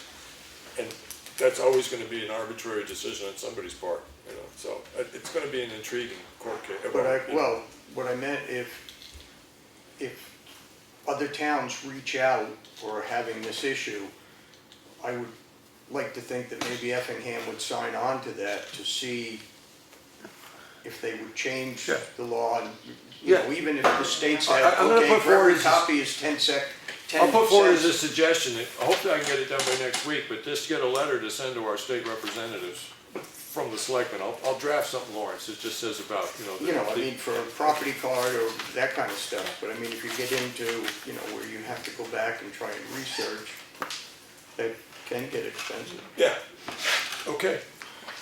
Anything else, Lawrence? Excuse me, what about a log? Well, that's essentially what they've been doing with the email stuff. But you do it with the email, but you could do a log for walk-in too, for people that don't have email ability. Yep. And all you're doing is you can go back and research it and know if when that person was here. And Not that's bad all you idea. do, and that does not take you a lot of time, it takes them a second Yeah. to write in. If you understand that what he's saying is talk that over with the staff and then come back next week and see whether you all thought that was, because it sounds reasonable to me, it's CYA on that one, you know, so, but- Well, you had a good point, Henry, about, you know, one of our departments here had a 91A request. They stopped other things to, not our office, Right. to do that, and the person has never, no matter how many times they've been contacted to say that they're ready, they've never come to and we're the talking site like unless- 6 hours of work. Exactly. Yeah, right, so anyways, there it is. So what he's saying is a pretty good idea, I think, but we'll let the office come back and how they feel about it, but just keep a log of everything that comes in. You know, even if it's a simple request, and that way somebody comes up and says, you know, I was here on such and such a day, and for some reason it's important, they can go look at the log and say, no, you were here on the 23rd of January. You know. Which is what this paper states, when they came in, when they received it, Okay, but we need to know, they need to write down what they yeah, want. okay, all right, anything else? Well, that's the same thing with signing that form. I mean, A little less time involved in it, yeah. It's all, Lawrence, my concern is really about time, because I know how close our office staff is to being just able to keep up. And you do these little things that just, it's only a couple minutes, but it's a couple minutes 15 times a week. That's a half hour. So anyways, anything else? Are you in public comment yet? Yeah, I'm working on it now. I'm just asking Lawrence, is there anything else you wanted to bring up before we throw it to the... No, I think that, That's good? Okay, so now we're to public comment. Yes. I have a list, so hang on. Okay. Go get them. I might step down as chair for this.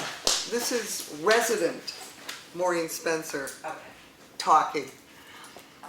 First of all, the transfer station, I can't believe you would ever entertain only having one person on duty at any time at the transfer station. That's a really, really, really bad idea. For a million different reasons, but safety is the main one. The amount of money that we save taking that out is minuscule. I'm not gonna beat a dead horse, but I just can't tell you how strongly I feel about having more than one person working at that transfer station any time of the year. Winter is more so, but where you guys are cutting money, people's budgets and this and that and salaries, that's ridiculous. Nobody earns that much money in this town. The hours that these people work, it's just such a minuscule part of this budget. The fact that you would be doing that, to me, as a resident, is a really poor place to cut money. The other thing, looking at the minutes, Melissa Siemens talked about how you guys read your mail. We've been talking about reading your mail, sitting here watching you reading your mail since I moved into town, that it's a ridiculous thing to do.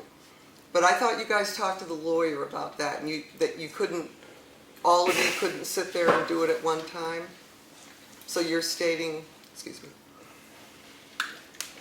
that you separately are gonna come in and do it. Have the office staff prepare it and separately come in and do it so you can well, if we all look at it at save the same time. time, it makes a meeting. We're looking into it. Okay. The other thing about that, it's been mentioned, and I think it was done for a while, if my memory serves me, I forget which board it was. It is annoying to sit here and watch you go through stuff. But I think at one time, it was announced that, okay, now we're looking at blah, blah, blah, this road contract, or now we're looking at this, whatever it is. Somebody would bring it up so that we would know what was going on and the public could know what was going on. I think you should bring that back. Because you're looking at it, it's not gonna take that much time. Whoever looks at it last, or the chairman, I mean, you can pick whoever you wanna do it. I don't know how you guys, Okay. who looks at it first. Well, the other thing to look at on that, Maureen, is that when we get that stuff that comes across our desk, we skim through it. We don't have time enough in that half hour to read through all that and figure out what all of that is in that half hour. We skim through it, we get a gist of what was it. This way, if we come in at different times, we'd have more time, so we'd have a better idea of Yeah, and what's you're going across talking the board. specifically about the manifest. Right.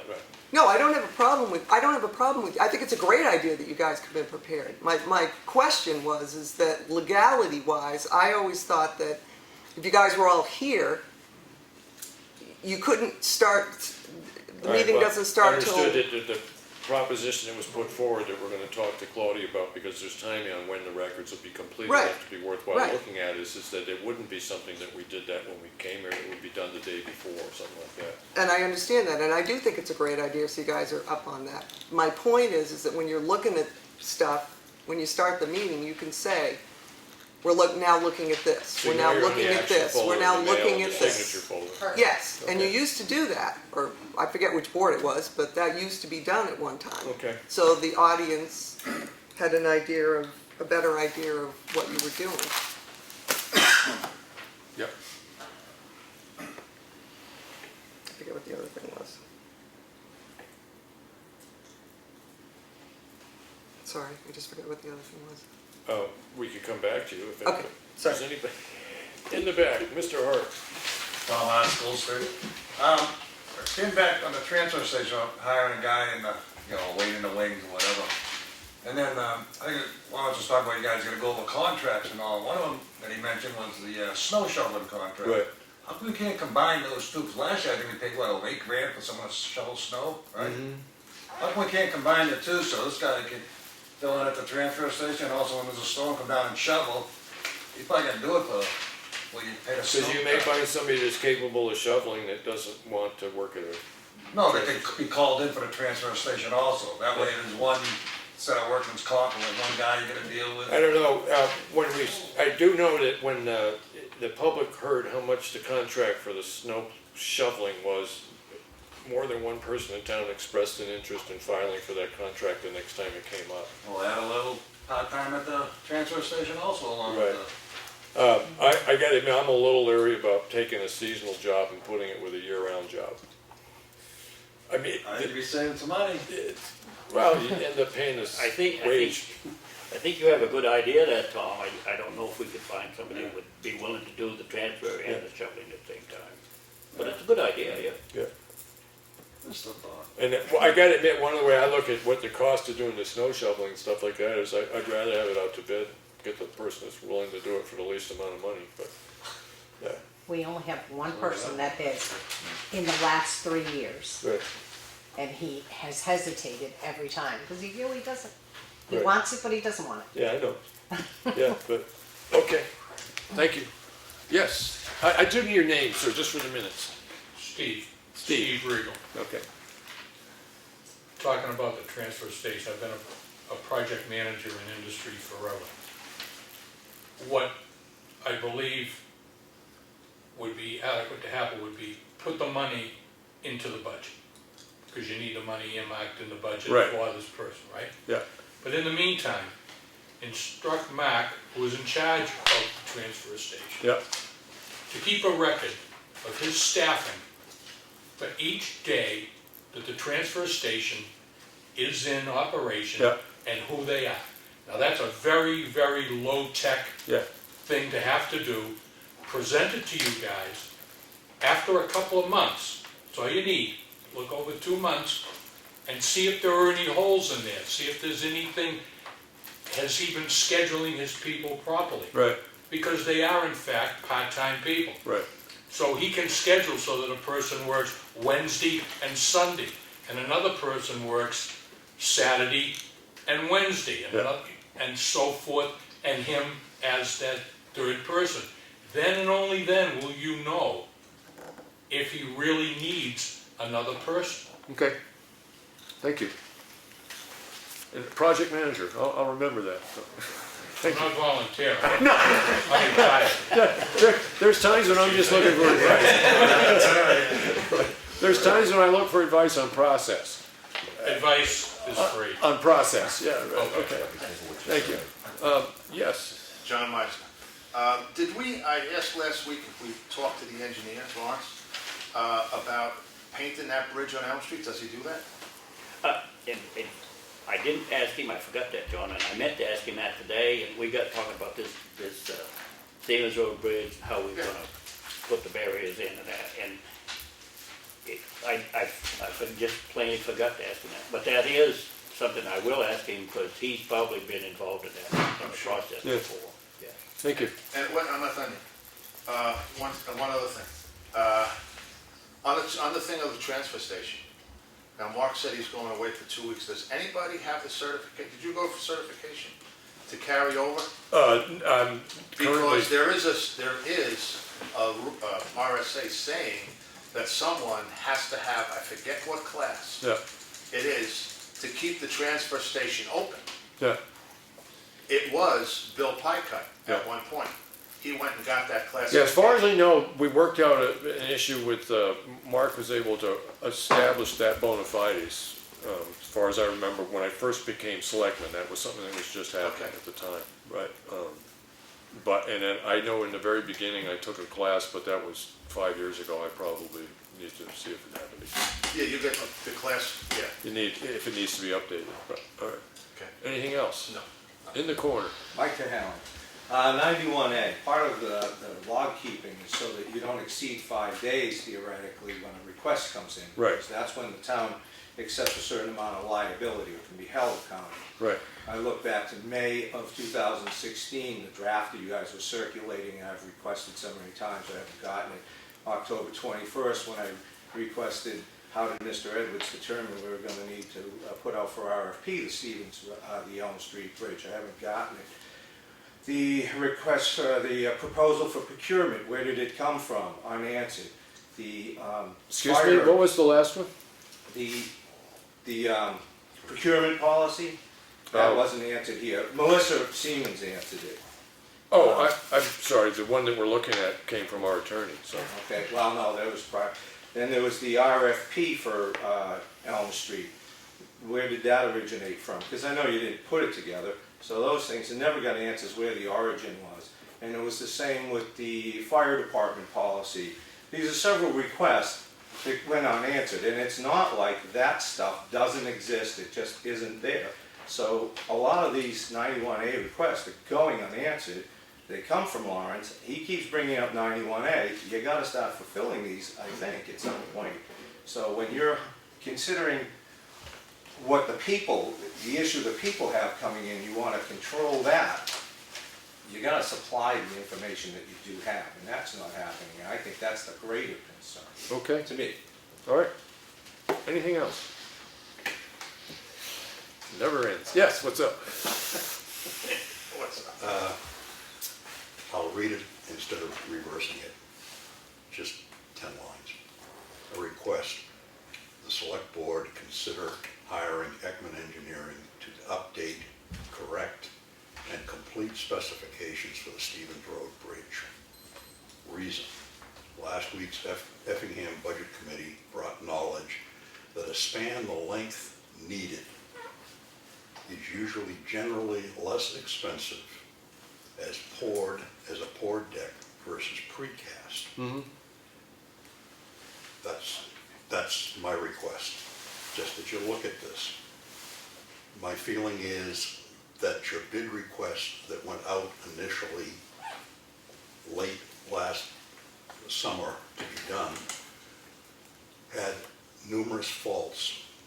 And so my question beyond the request is, has anybody corrected all the confusion confusion that the respondents had to deal with?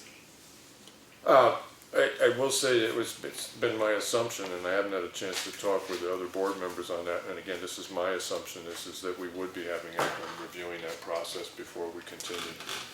I mean, we currently, the position we're in right now, we had Michi Corporation agreed to build something for us, and whatever specs we put out were based upon that, and pricing structure and everything else is based upon that. We currently have, I think, paid $13,000, I could be wrong about that, but around a little over $10,000 as a deposit. When the injunction happened, we immediately called Michi and said, put it on hold, and we were fortunate in a sense that they really hadn't done anything physical yet other than the mechanical drawings of the product that we had agreed to purchase. As it stands right now, they were happy enough to wait until we got the court case cleared, whether or not to start actually building the thing that we had contracted for. So in one sense, the money currently that is at risk would be whatever we paid on the deposit if we decided not to go with that. If they refuse to return it, granted, they haven't really done a lot of work on that particular project, but if they did say, no, that was a deposit, you're canceling the order, you're gonna lose the deposit, that would be something that we'd have to look at cost structure and stuff like that, because if we could have an engineer look at that and they said, well, instead of I'm just pulling a number now, instead of the $165,000 to do that span, if the engineering put out a bid and says you could get it done for $115, then the loss of the deposit still leaves us spending less money on the bridge. So, you guys happy enough to put this discussion on the agenda next week to look how we want to deal with that? I did talk to the engineer today about the Stevens Road, and until we get a ruling from the court, we don't know where we are. Yeah. And he did say that he worked with Michi on several projects, and he said that he has one with GIS, and they've got the components for the culvert. They don't have the wing walls and that, and they're still waiting on them. So even though GIS was cheaper, Michi would have been a better way to go. So I'm just stating that Michi Corporation has a good reputation, and I think we made the right decision by going with Michi. Yes.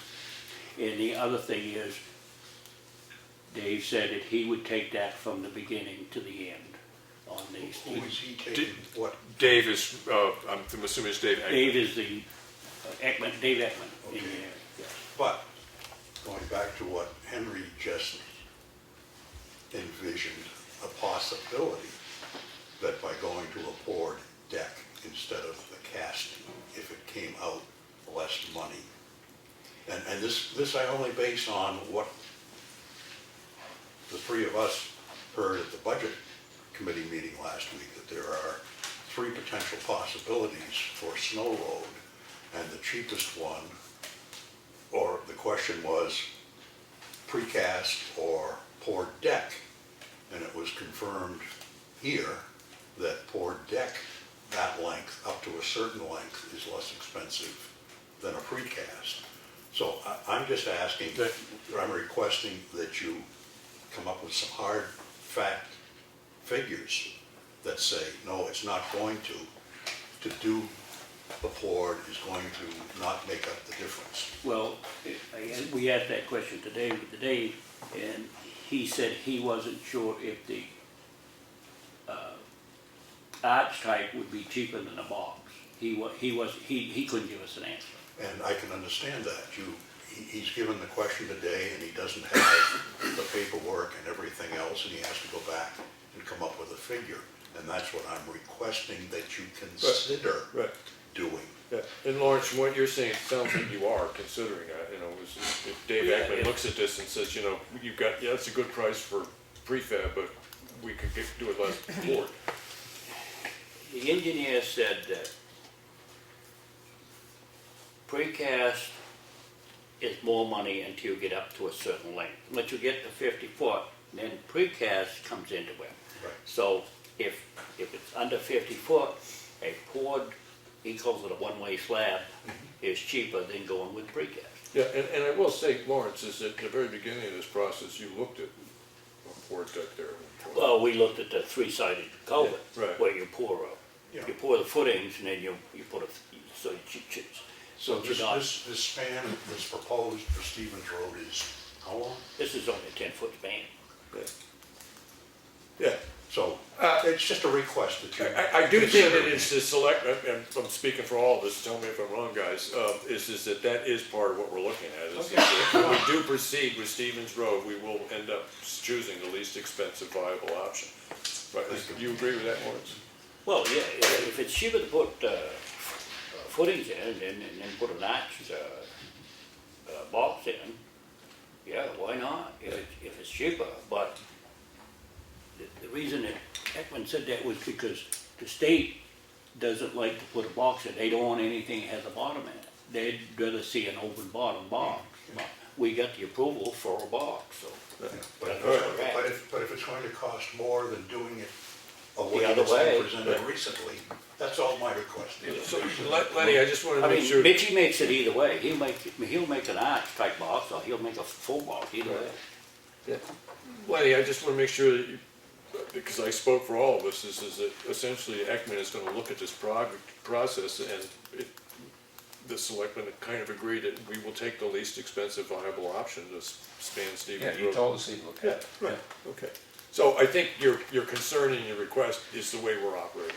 Wonderful. Mr. Ogenti. The only thing, and I'm not an engineer, but I know Stevens Road, that's an old split stone abutment. Right. All that has to come out.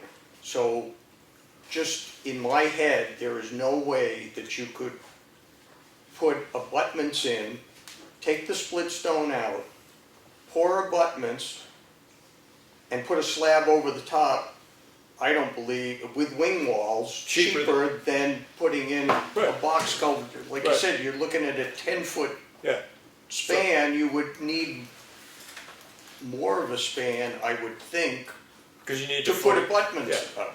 Yeah. So, Yeah, when the three of us met with Ekman, back a couple months ago, we talked about, and when he's sitting back there, he says, what he does, he looks at the job and he talks to us and says, these are the ways it can be done, this will be the least expensive, so when we put it out to bid, he's taken an option, he says that he knows he'll do the plans, it's a viable bridge, the least expensive way we can get across whatever distance it is we have to get across, and then we put out an RFP for that particular process. He was pretty straightforward about being honest with us about the least expensive ways to do stuff. That's the way he approaches these projects. It was pretty, favorable. So, all right. Anything else? One last thing. Yes. Somebody made a comment when I was in the office earlier that I guess with regard to the floor. Where are we? That the floor hasn't been sealed yet. This Am I- floor? Yes. Correct. And my understanding is that the only reason we did not have to do asbestos hazardous materials mitigation on this floor was because it was being regularly sealed. Okay, I have no idea, but, So if that's not gotten done, All we're right. dancing on a really expensive. I'll start looking into it. This first I've heard about it. I was under the impression that these tiles encapsulated it, but there it is. No. We'll go back and figure this stuff out. So, okay. Anything else? Lenny, you done? Lawrence, you finished? Yeah, I think I am. All right, but we're not adjourning. I'll just let everybody know we do the work. We want to go over the, do you want to go over the Summer Road thing now, or do you want to do that Tuesday? I didn't get a copy of that. Okay. We sent it to Lenny. Lenny gave me a copy today when we come in. We thought we had a work session. Right, so but Found out we didn't. you have a copy? I do have a copy now, but I haven't had a chance You to want look at it. to, do it Tuesday? So I'll put that on the posting. Yeah, Tuesday, we're going to talk those two issues. That time we'll have a chance to look it Okay, over. all right, and the procurement policy. And one of the things I'll try, we have that digitally, right?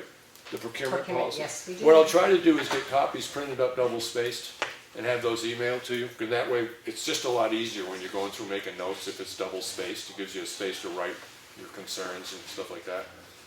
The procurement policy. Oh, that's fine. All right, I'll try to get you, about 1.5 spaces actually. It's really helpful when you're trying to edit stuff, to have a little space to write in, stuff like that. Okay. All right, being as that we're not doing a work session, Lenny, you wanna make a wonderful motion? Make the motion we adjourn. Sure, yeah. Got a problem with that? I'll second You that. second that? Any discussion? Hearing none, all those in favor? Aye. Okay, thank you all.